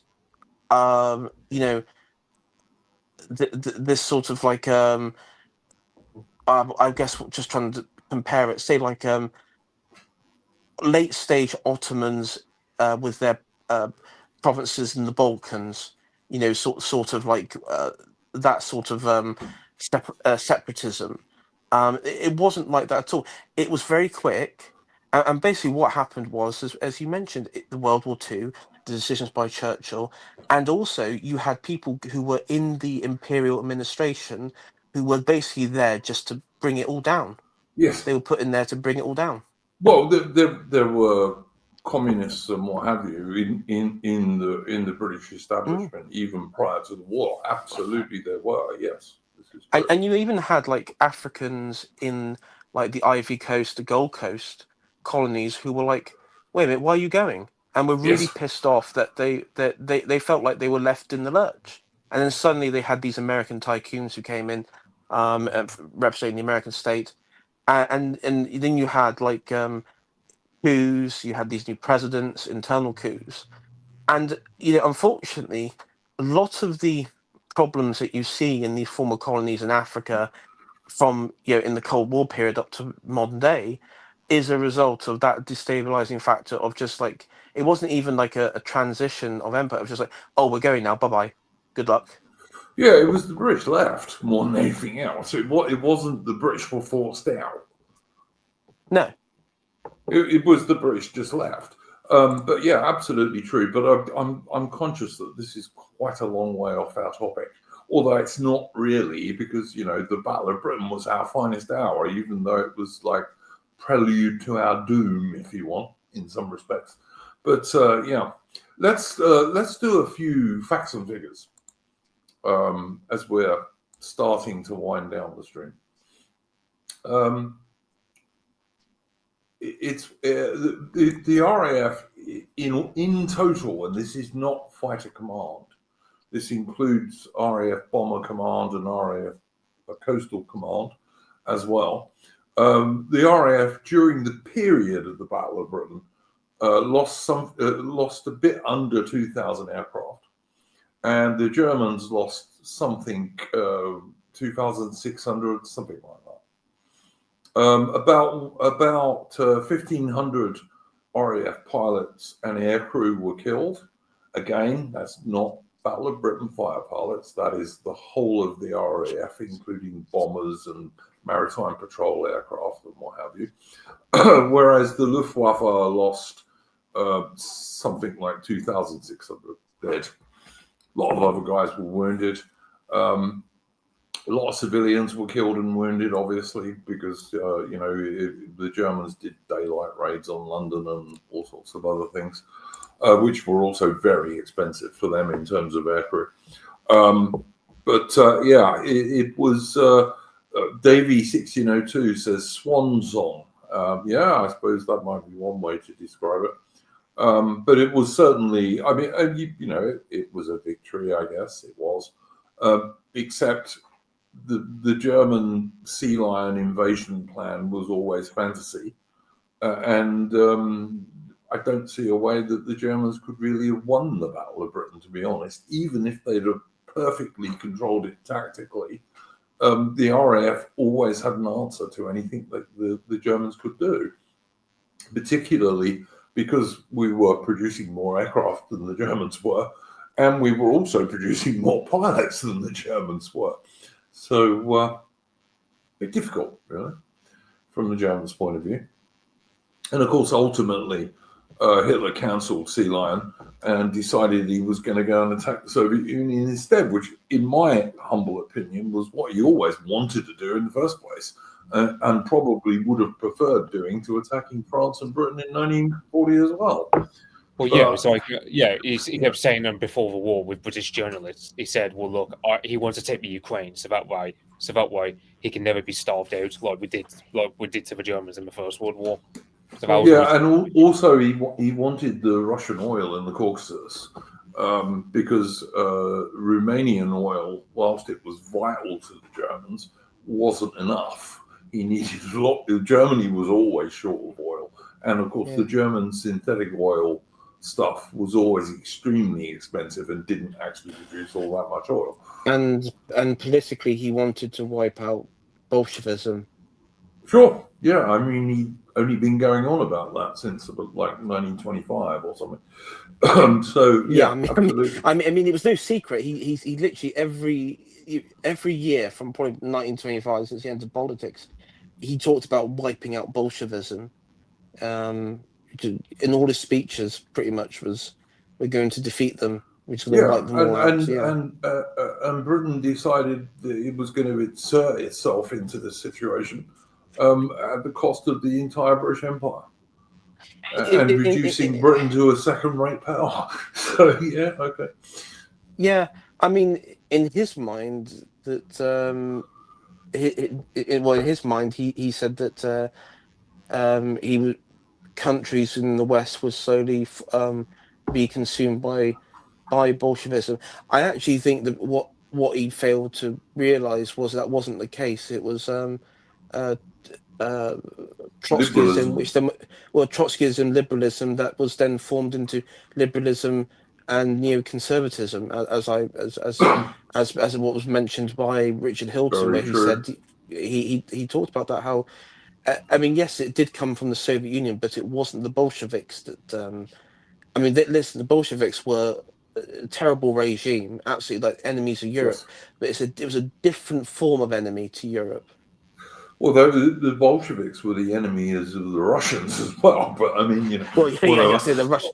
I mean, it's enemy of all man. It's enemy of all mankind, but yeah, I mean, the sensible British position in 1939 would have been to carry on rearming at a fairly fast but affordable rate, which is exactly what the British government was doing in 1936 and 37 and 38, and carry on doing that for as long as possible, and only go to war if you have to.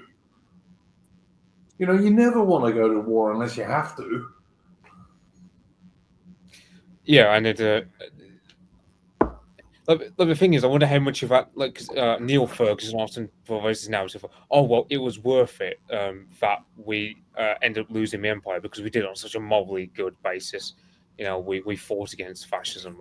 That doesn't impress me much, Mitch. I've got to say, I don't care that we fought against National Socialism and fascism. I don't give a shit. And I wouldn't have cared if the last German Panzergrenadier, the last German SS Panzergrenadier had killed the last NKVD guy somewhere up near the Ural Mountains. I would have said, okay, that's a shame, eh? I don't care about morals or any of that shit. I do care about Britain, and I do care about the British Empire, which we should have retained. I mean, let's just say that Germany had won and taken over Russia. When Hitler would have died in the, let's say he died in the 1960s or something. Let's just say hypothetically he died in the 1960s. Because it was so centralized behind the cult of Hitler, I think the German Reich, as you would have understood it would have. I mean, you would have had like a German version of Warsaw Pact countries.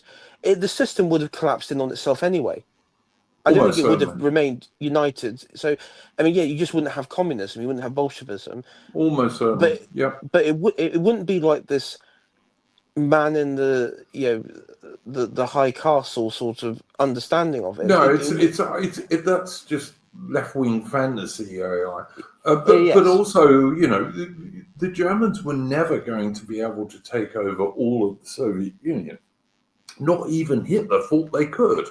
The nearest they never really had a plan, to be honest. But the nearest they came out with was a line between Archangel and Astrakhan, which is like thousands of miles long. How do you defend that? I mean, they probably would have done like what they did with the Vichy France. They would have had like friendlies to put in place. I mean, this was the problem actually internally within the German regime, because you had some SS types who were saying, "Listen, you got that chap in Norway, Quisling. We need to have people like him." But then you had others in the regime saying, "Well, no, Quisling is an idiot and he's not liked by the people. We can't use him." And so there was like this internal debate within, like, yeah, we need to delegate down to like local figures from those respective countries. But as you said, because of the war effort and everything, that was a secondary issue. There was no real thought put into it. It's like, I think it was either you, AI, or Mitch, who said that early in the invasion of Russia, early in Operation Barbarossa, when the Germans went into Ukraine and all of the Baltic states, they were welcomed as liberators. Yeah, I mentioned it yesterday on my stream. And I mean, there's countless footage of German troops going through Kiev and places like that, and there's hundreds of people out on the streets giving them flowers and everything. I mean, and the funny thing is, they were actually slowed down in their advancement because of the numbers of people.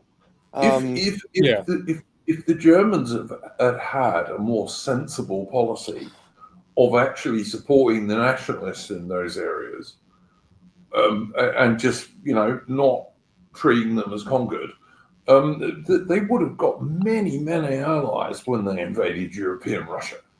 Yeah, it was really poorly conceived, and it wasn't planned out. And as I said yesterday, the biggest mistake was they should have continued on the course. Central Command Group should have continued on course to Moscow, but then the decision was made from Hitler to redivert to Stalingrad. That was a mistake. I'll tell you what, I have my doubts, AI, that capturing Moscow would have ended the war.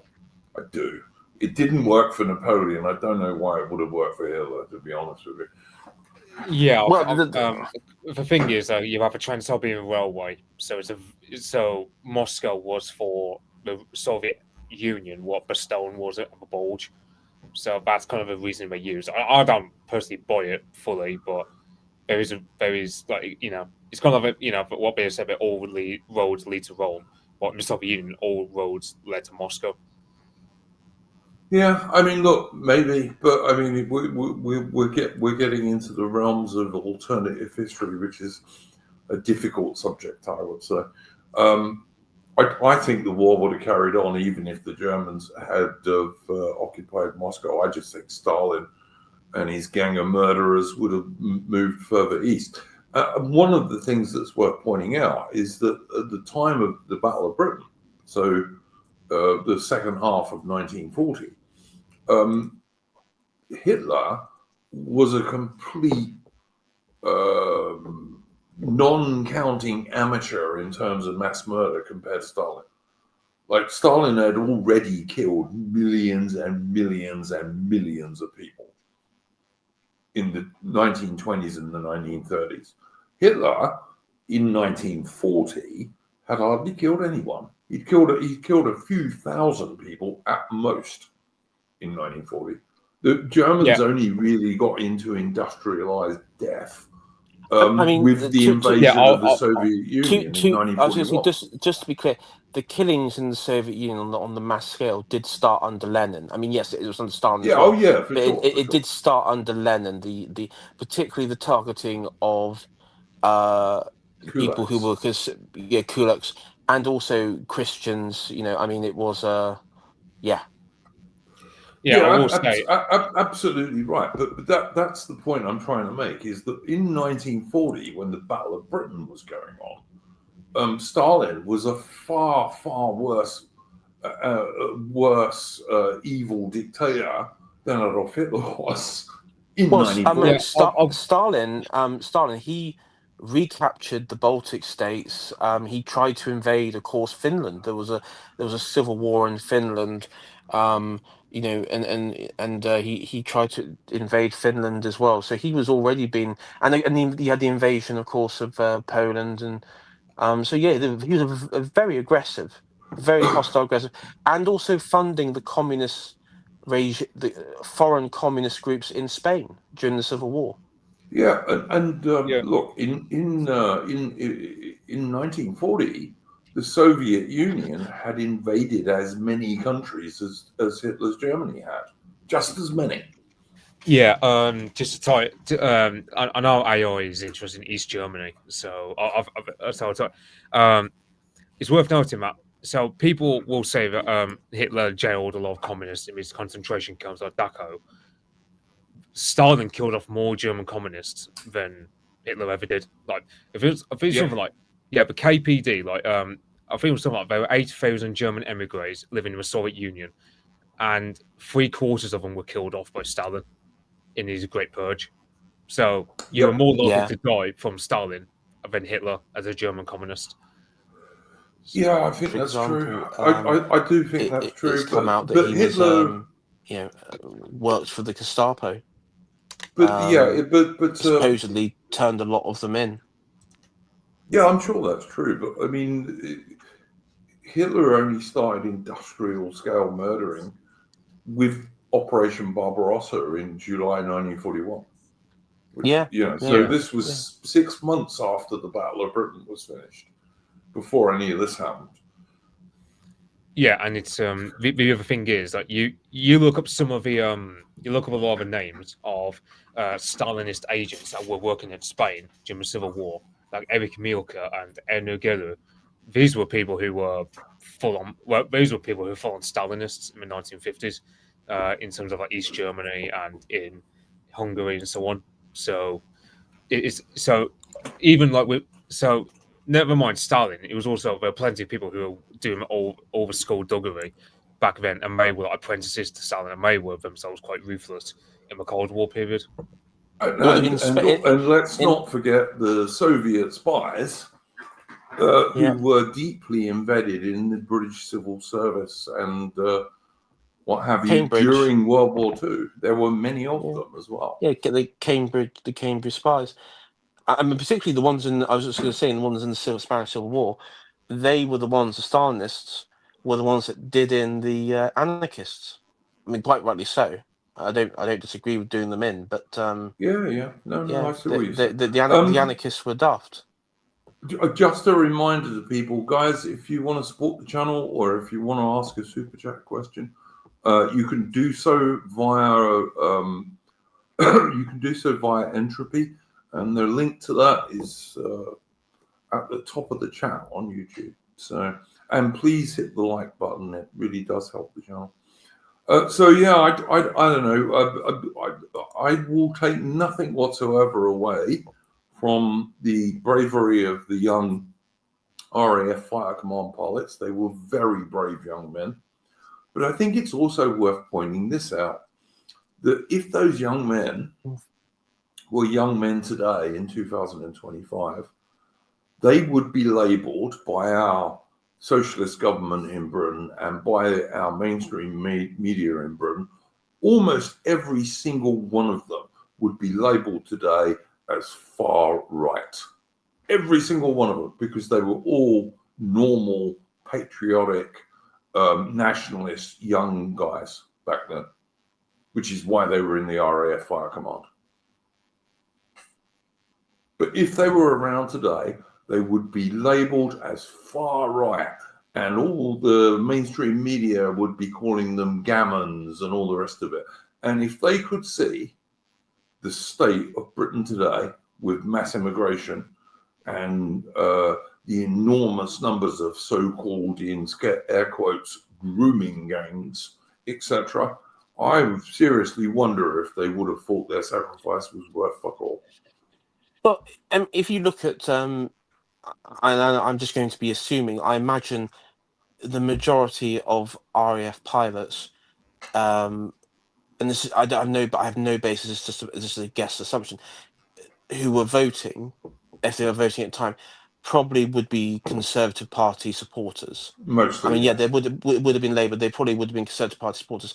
If you look at party politics, party propaganda stuff at the time from the Conservative Party, leading up to World War II, a lot of it was very much what we would to be described today as white identitarian policy, like protect the empire, be wary of like Chinese or like certain inappropriate words which I can't repeat here, Yes. of influence and everything like that.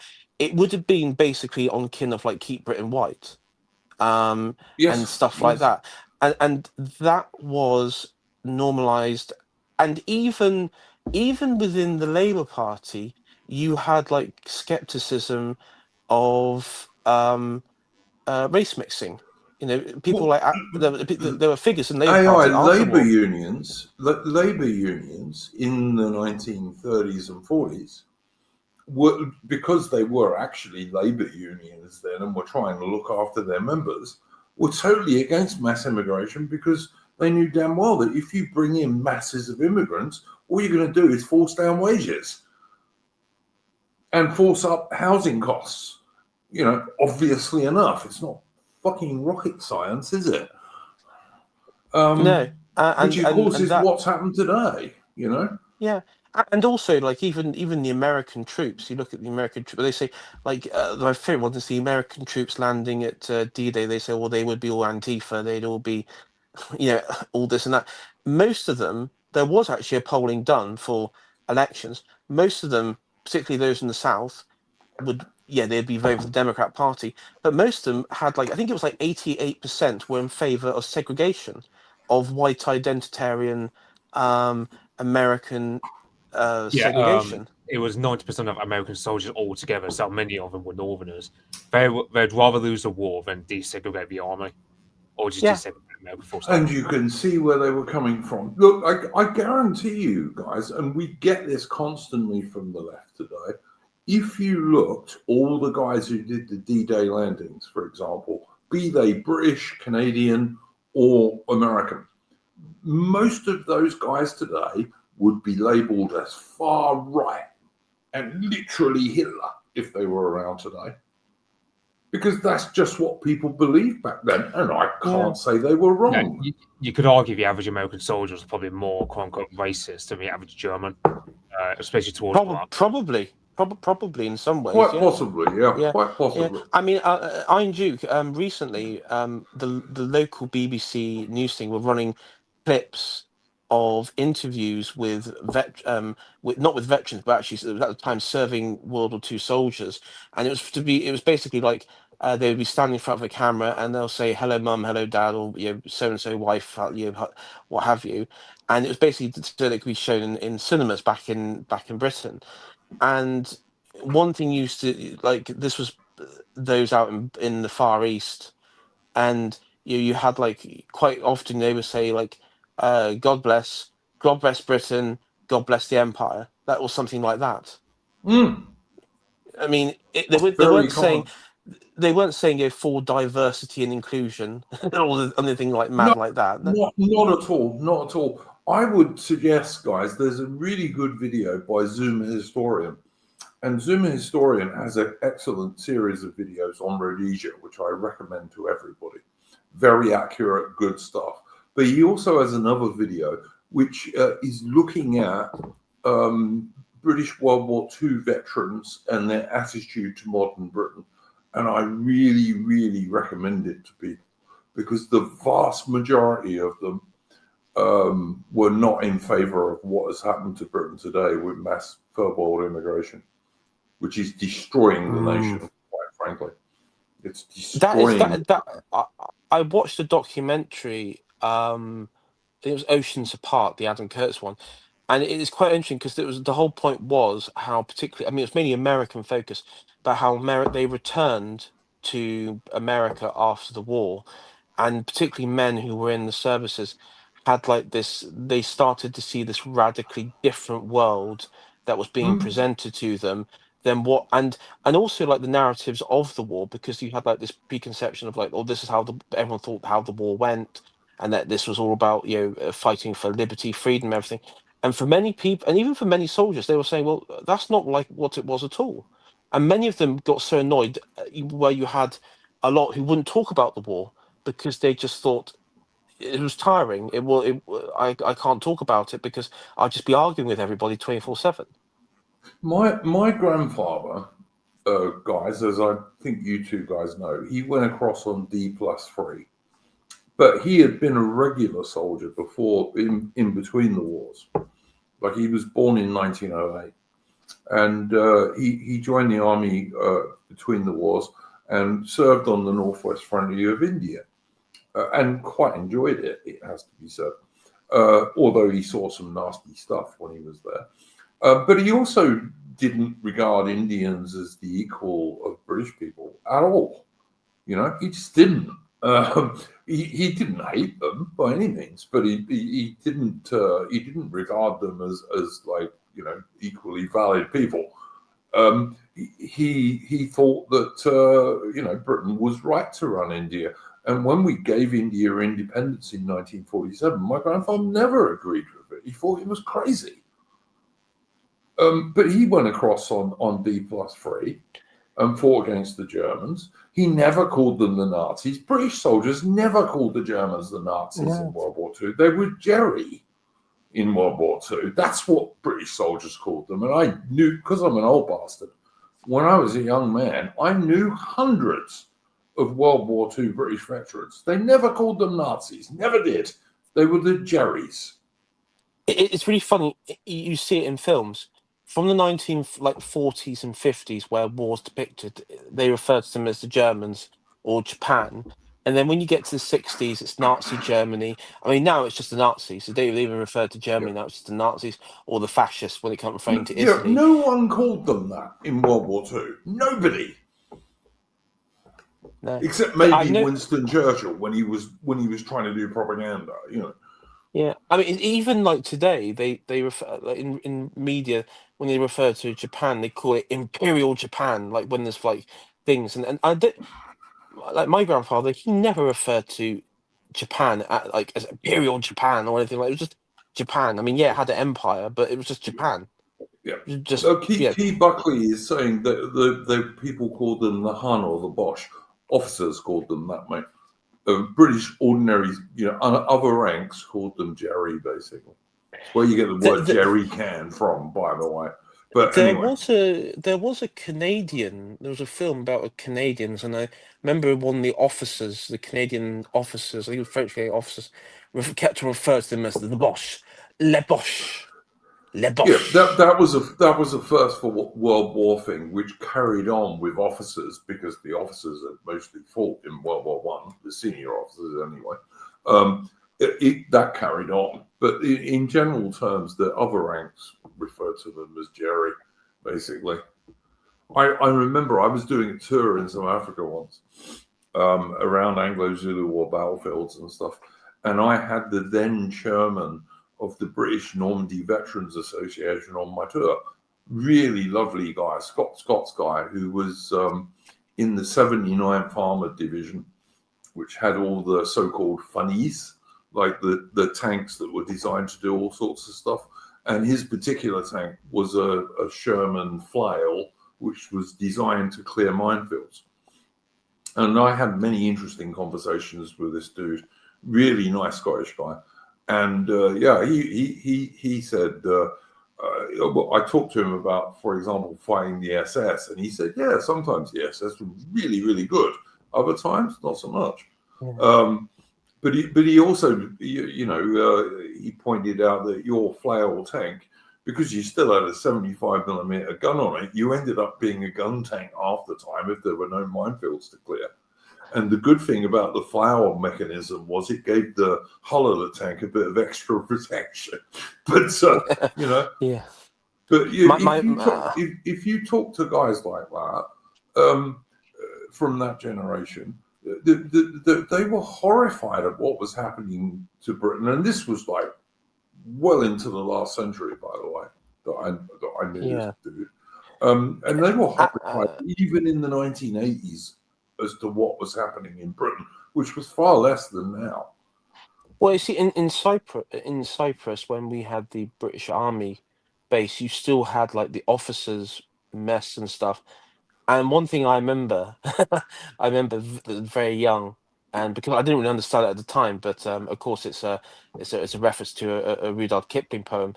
The older ones, particularly out there, maybe used to go and you had some of the older officers. They still they still use the term fuzzy wuzzies. You used to hear like the term fuzzy wuzzies being bandied about, which is of course the Sudanese. I forget which Sudanese tribe it was, but it's the Hadendower. It's the Hadendower. That's the one. Yeah. Of course, popularized in Dad's army. With they don't like it up them. They don't like it up them, Mr. Mary. The fuzzy waddies. They jump about when you shove it up them. I will just say to Woodpit in the chat here.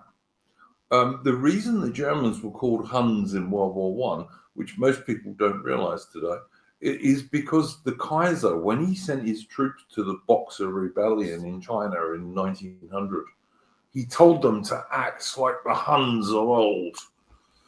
And that's where the expression Huns comes from and why it got linked to the Germans. But I think hardly anyone knows that anymore.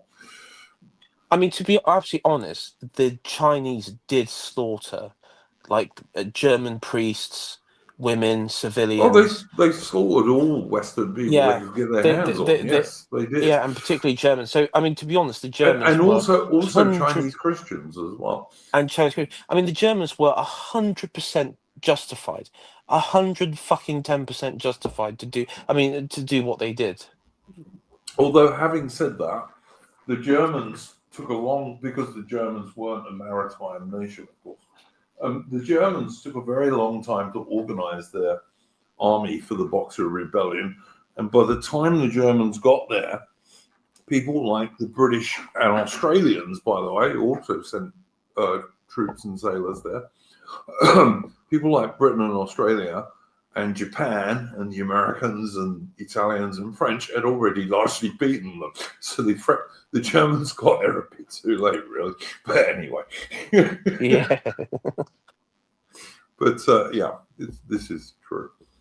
But yeah, guys, any final thoughts? Because we're coming to the end of this. We've been going for a couple of hours.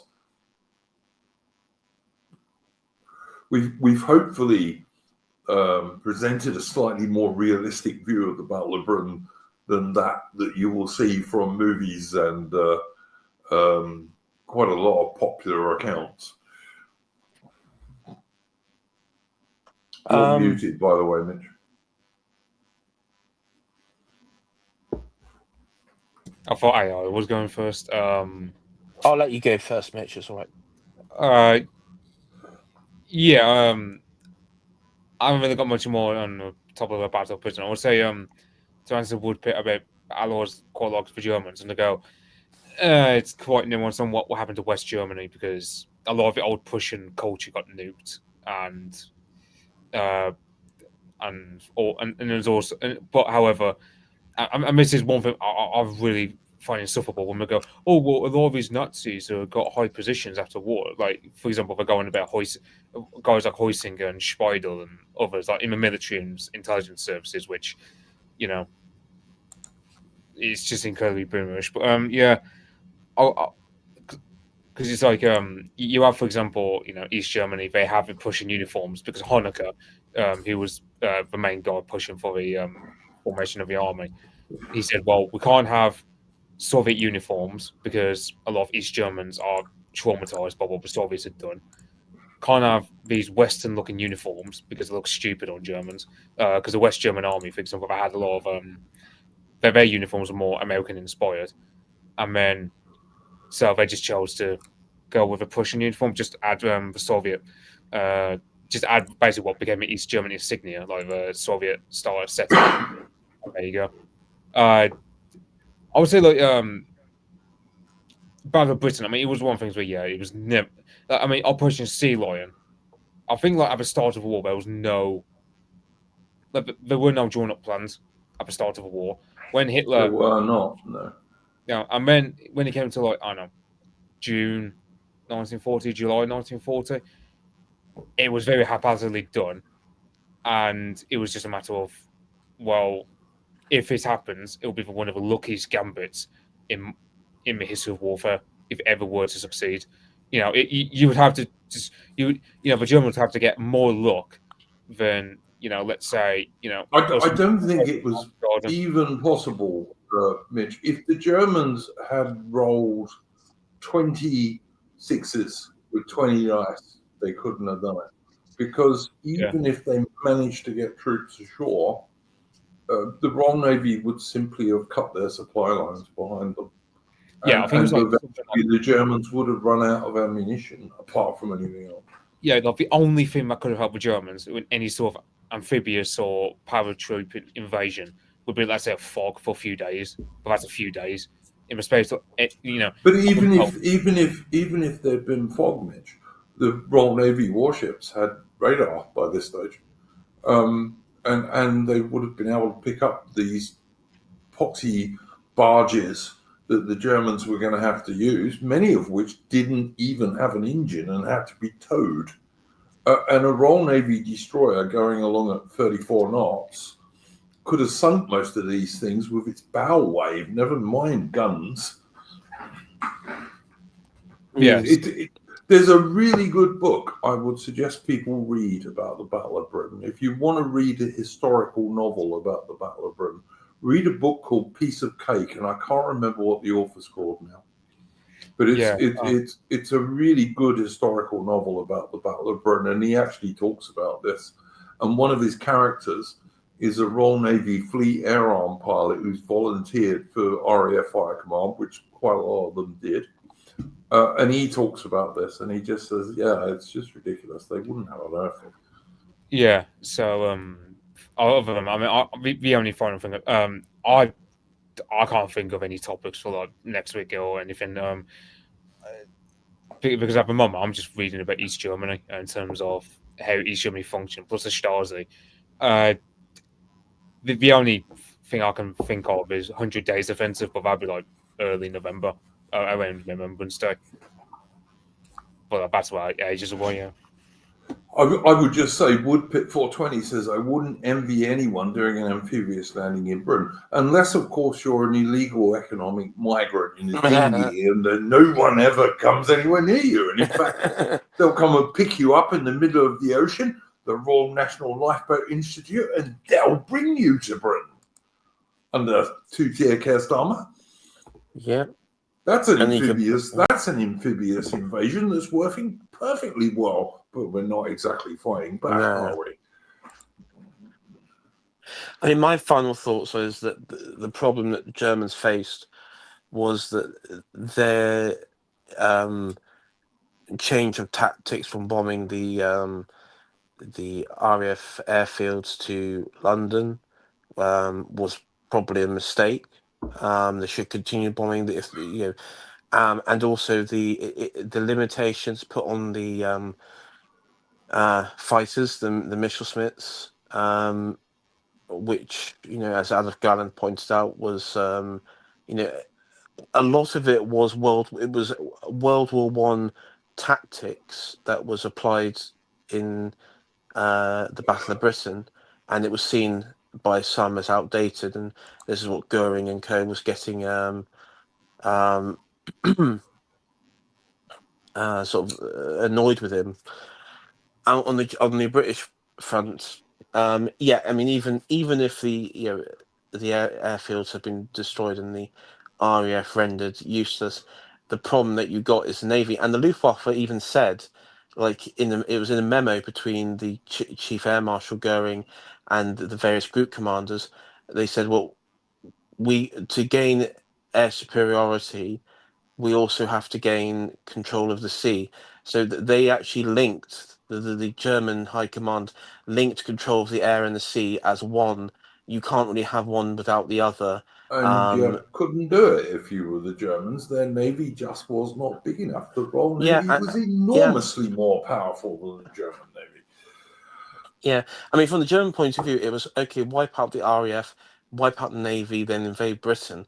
But that was.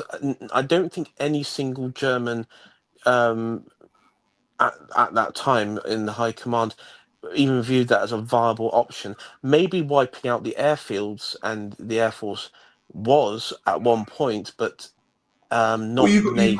You couldn't wipe out the Air Force even AI, because as we were talking about earlier, if the RAF was very hardly pressed in the very southeast of England, they could have just withdrawn north of the Thames, and the Germans couldn't do fuck all then, because their fighters didn't have the range to escort that distance. Yeah. So the Germans literally couldn't even wipe out RAF Fire Command, because RAF Fire Command could have just withdrawn north of the Thames. Yeah, it was impossible. Jude Valentino in the chat, could I address the fact that more people die from British anti-aircraft munitions than Luftwaffe bombs? No, I can't address that fact, Jude Valentino, because it's ridiculous and they didn't. All right? Don't be silly. There was a lot of shrapnel from RAF anti-aircraft shells. My dad used to collect it as a kid when he was about 8 or 9. Many children used to. But it didn't kill more people than German bombs. Don't be silly. I imagine most people, if they were firing, if you were in a neighborhood or area of London where they'd be firing, you'd be in a shelter, or you'd be like in the underground or somewhere underground at least. Yeah, and also bear in mind that, a German bomb is full of high explosive, whereas the shells used to detonate at a height, and it was only bits of the casing that used to fall down. So unless it actually hit you, it wasn't going to do anything, But yeah. Yeah. Yeah, Woodpit is correct. We pointed this out earlier. A BF-109E, which was the version they were using in the Battle of Britain, had about 5 minutes of full power battle flight over London once it got there. And if it didn't then immediately head back, it was going to crash into the channel as it ran out of fuel. There was actually, I mean, just to give you a clue of how clueless some of the people running the air show was, the air shows at Yeovilton, RAF Yeovilton, there was like this Battle of the Britain. There was a Battle of Britain, sort of like more of this, about like 10, 15, about 50. Isn't Yeovilton Fleet Air Arm Base, mate? It is, and this makes it even worse. About 15 years ago, and they said, "Yeah, we're going to commemorate the RAF and those who flew." And what they did was they started playing the Luftwaffe march tune to the yeah. Obviously, yeah, they sort of took it from the film, and my dad was like, his him in RAF was like, "What the fuck is this? What the hell is this?"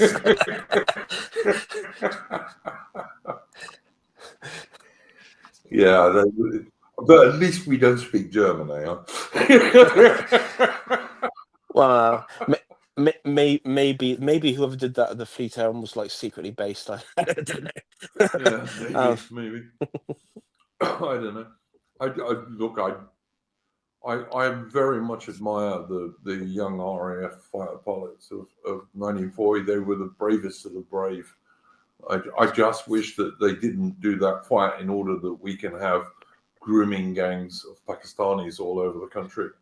And I mean that's the that sort of I thing. mean that's sort of that's the bittersweet reality, isn't it, of it all? And to be honest, I'm with you. I think they're very courageous in what they did, and I even though the film, the 1969 film, there is like some inaccuracies, and there's certain bits in it which is questionable. There's a lot of hyper focus on like the Polish and foreign pilots, which is fine, but it doesn't negate from the fact that this was a lot of this was British young British men, Canadian men in particular, and Commonwealth, those from the Commonwealth who who performed in under incredible circumstances. And also this was the first major air battle in history.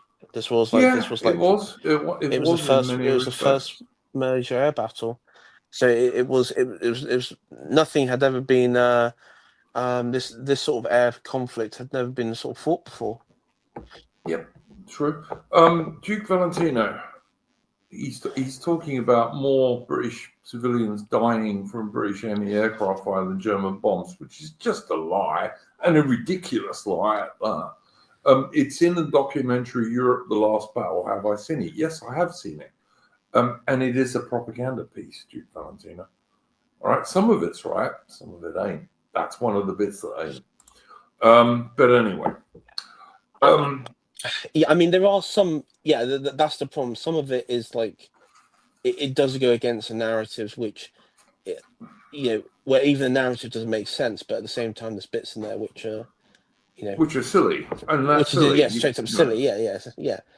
More than 20,000 British civilians were killed in the Blitz. All right, and many, many more wounded.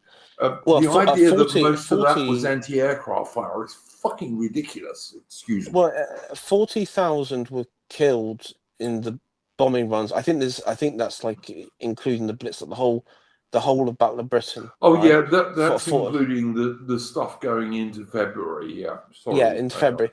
Yeah. 40,000. 190,000 people were wounded as well. The ones that survived.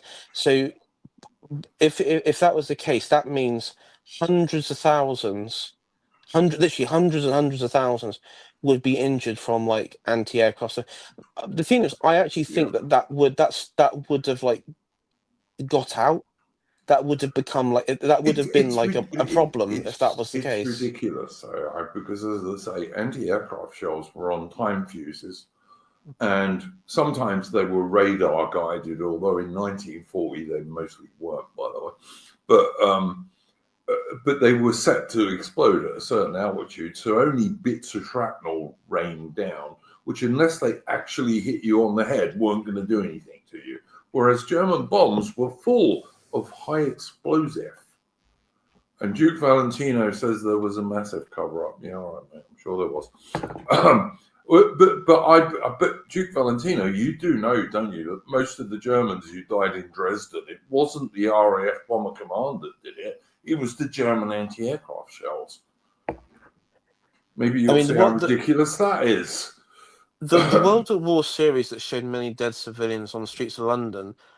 I mean, yeah, there were like, particularly when you had the raids during the day, there were like buses that were hit. There were people.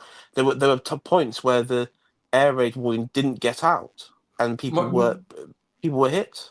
Anyway, as I said earlier, my father's house was destroyed during the Blitz.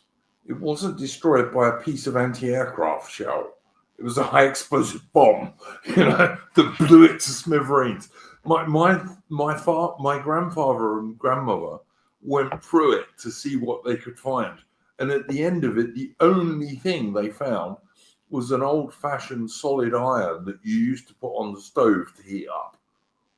Right? It used to be, an iron for clothes, and they used to be shaped like a modern iron, but they were just iron, and you heated them on a gas ring or something like that. That was about the only thing they found they could salvage. But fortunately, all the 7 children and the dog were in the air raid shelter, and so they were fine. But it's strange, some of the stuff that people get. People's talking about Anderson shelters. Yeah, my dad, when they moved my father's family, I should say, because my grandfather was already in the army at this stage. When they moved them to a new house, he came home on leave, and he put their Anderson shelter up, and he actually put far more earth on it than you were officially supposed to, because he didn't think it was all that safe otherwise. But when he was on leave, when there was a raid, he'd stand in the entrance and just watch and smoke cigarettes. But then he was a bloke, you see, and wasn't scared. There we go. But yeah. All right, guys. Thank you very much to my guests, Mitch and AI. Mitch, is there anything you want to plug, mate? Nah, not for me. AI, would you like to plug your channel, sir? Yeah, AI Shire Homelander. Yesterday I did a stream where I did a response to Tom Tomlinson's video of him. Good stream, that AI. I Yeah. watched it. It was a good stream. Yeah, no, I saw you in chat, so thank you for promoting it and that, and so I've had a few responses. I'll just say one particularly who I think a couple of lefties who discovered that were not happy with my analysis and just said, "Oh, that's just straight up fascism." You said, I basically deconstruct the victimhood mentality that goes with a lot of this, and don't forget AI. President Donald Trump is a fascist, according to the left. When in fact he's a 90s Democrat, but he's a fascist, according to the left. But whatever. Yeah. Do you know what's funny? It's like the one that called me a fascist. I'm a fascist if I do support Israel. I'm a fascist if I don't. I'm a fascist. There's no winning. There's no winning with that particular one. But there is no winning with the left, mate. No, there is no. But that's why they murder people like Charlie Kirk, who was an entirely milk toast guy with middle of the road views. I always thought he was very milk toast. He seemed like a kind and good father and husband, but I thought his politics was quite milk toast. He was to the left of me, and apparently he's a fascist who deserves to be murdered. Or in that case, the likes of you and I don't stand a chance. I mean, if Charlie Kirk, he would have viewed, particularly in my comments yesterday on my stream, he probably would have disagreed with everything, with a good deal of it, I imagine. I think he would have disagreed. He's become a little more skeptical about Israel lately, it has to be said, but yeah. But I think he would have disagreed in some but yeah, I mean, as I say, with my thing, I talk about it from my point of view, that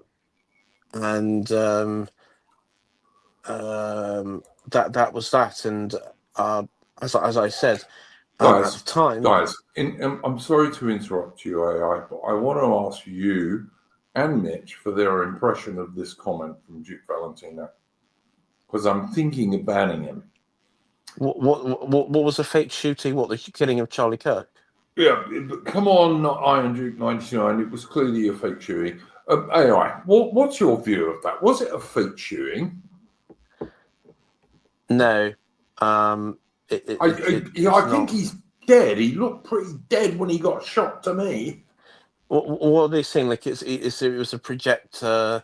It was a mannequin. It was a mannequin, a fake mannequin, like a projector. The bullets are they use laser weapons. I mean, like Bigfoot or something. What are we getting on there?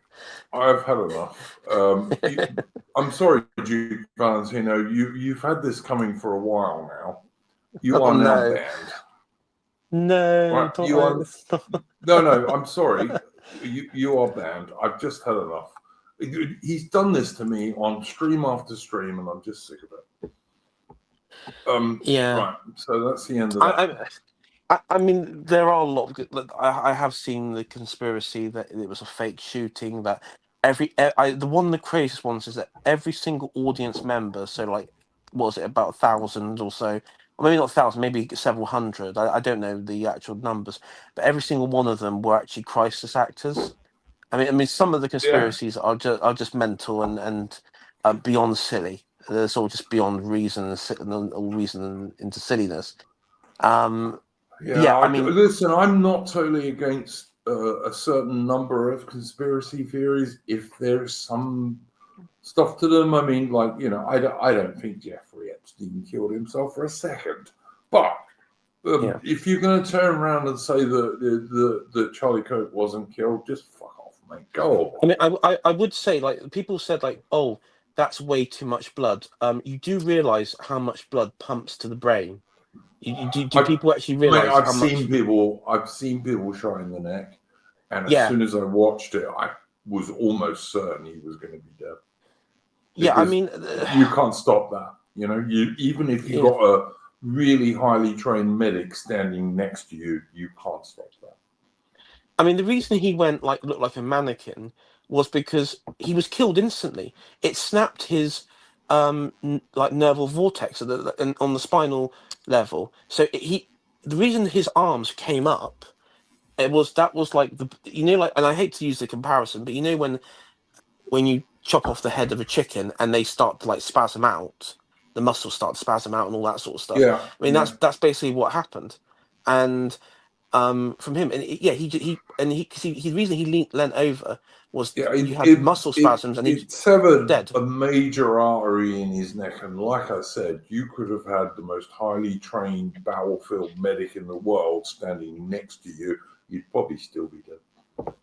I mean, if I was to guess, I think it's probably, I don't know if it's been confirmed, but the amount of blood that came out in that amount of time, I said it would hit the inner jugular, which is like the main artery, and also the sort of outer level as well, because the size of the caliber. I mean, the amount of blood that came out was shocking levels. I mean, I told you when you messaged me and I saw the clip, I said to you immediately, "Oh, yeah, he was gone." Yeah, I thought that. I didn't say that I was sure he was dead because you always want a little bit of hope. No, would put 420. I said I'd be surprised if he survived. Would put 420. What happens is when they transport people to hospital, I think what he was dead before hospital. He was dead immediately after being shot.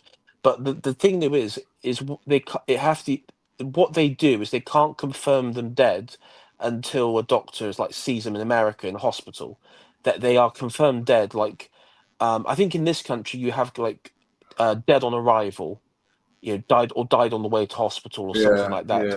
In America, it's like they declare them dead in the hospital. That's where doctors can declare them dead. Keith Buckley is correct. This is like almost a World War II size. It's a World War II size bullet, basically. And you get hit by one of those things in that place, you're fucked, man. According to Joe Rogan, the rifle that was used, the FBI was saying that it was his grandfather's World War II era rifle.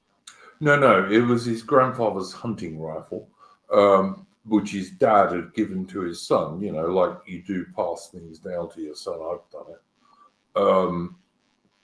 And I can't imagine how that dad must be thinking now, and also he had to hand his boy over to the cops.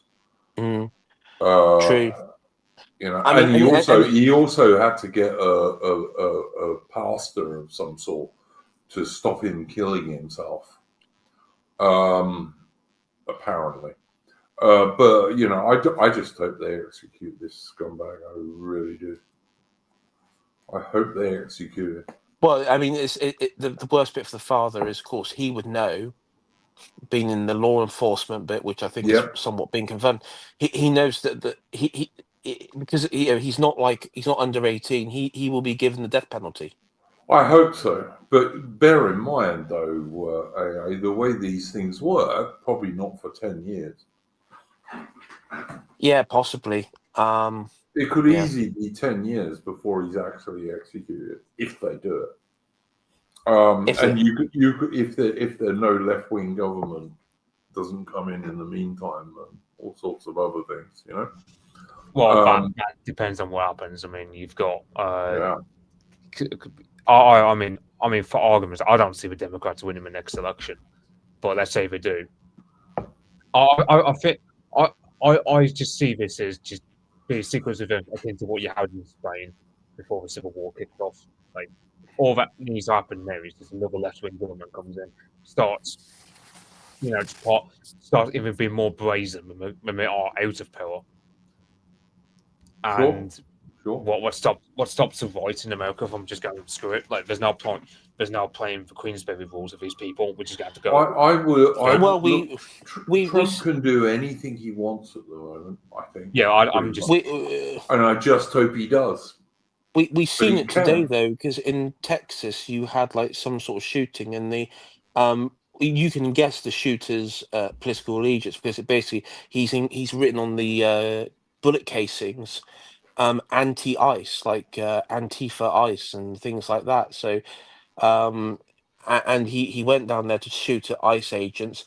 Apparently, he ended up. Political murders are almost always by the left on the right. Almost always. I mean, the funny thing about this one today is apparently the person that he killed was actually an immigrant at the ICE detention center. He injured other immigrants at the ICE detention center with his shooting, and then he ended the only person, and then he turned the gun on himself, and then apparently that was even a bit of a the only good person he killed. Yeah, basically, yeah. I mean, at least he killed. If he turned the gun on himself, good luck, you know. I tell you, absolute right-wing hero. He shot at immigrants. He shot a lefty. He must be a right-wing lefty. Left. Ultimate right-wing hero.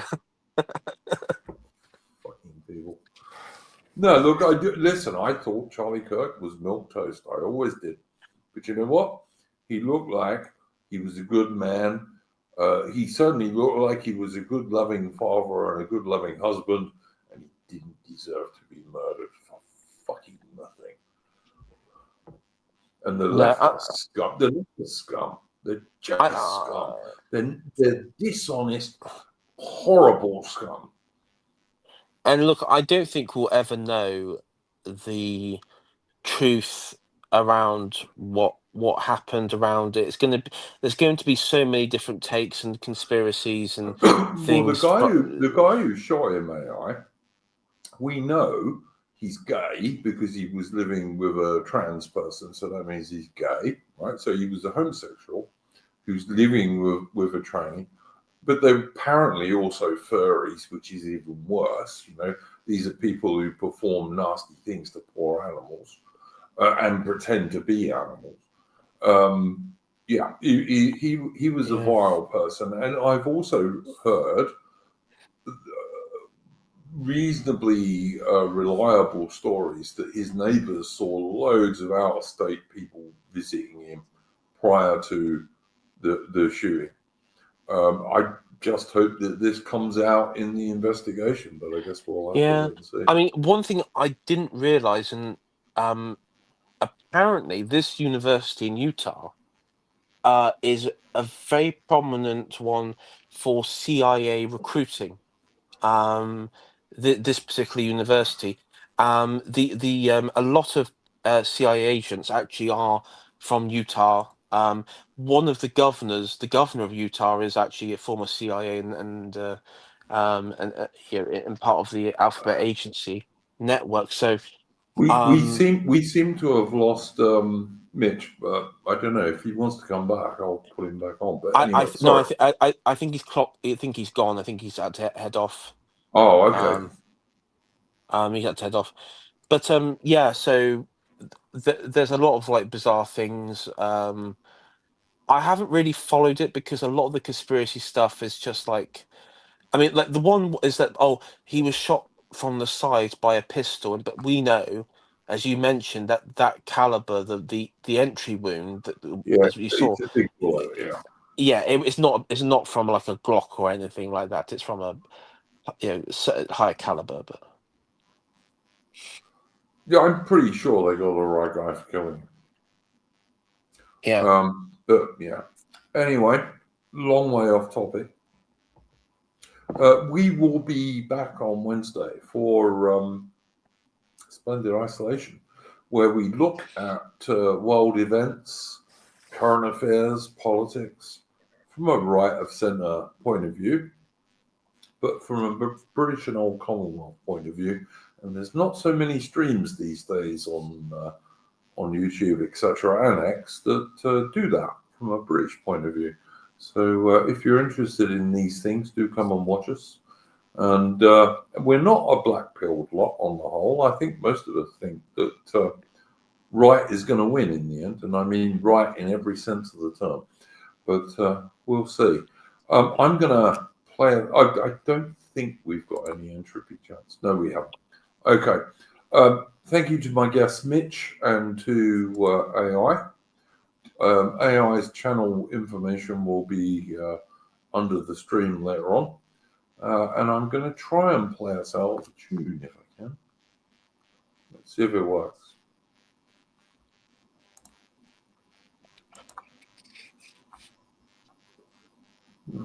There we go.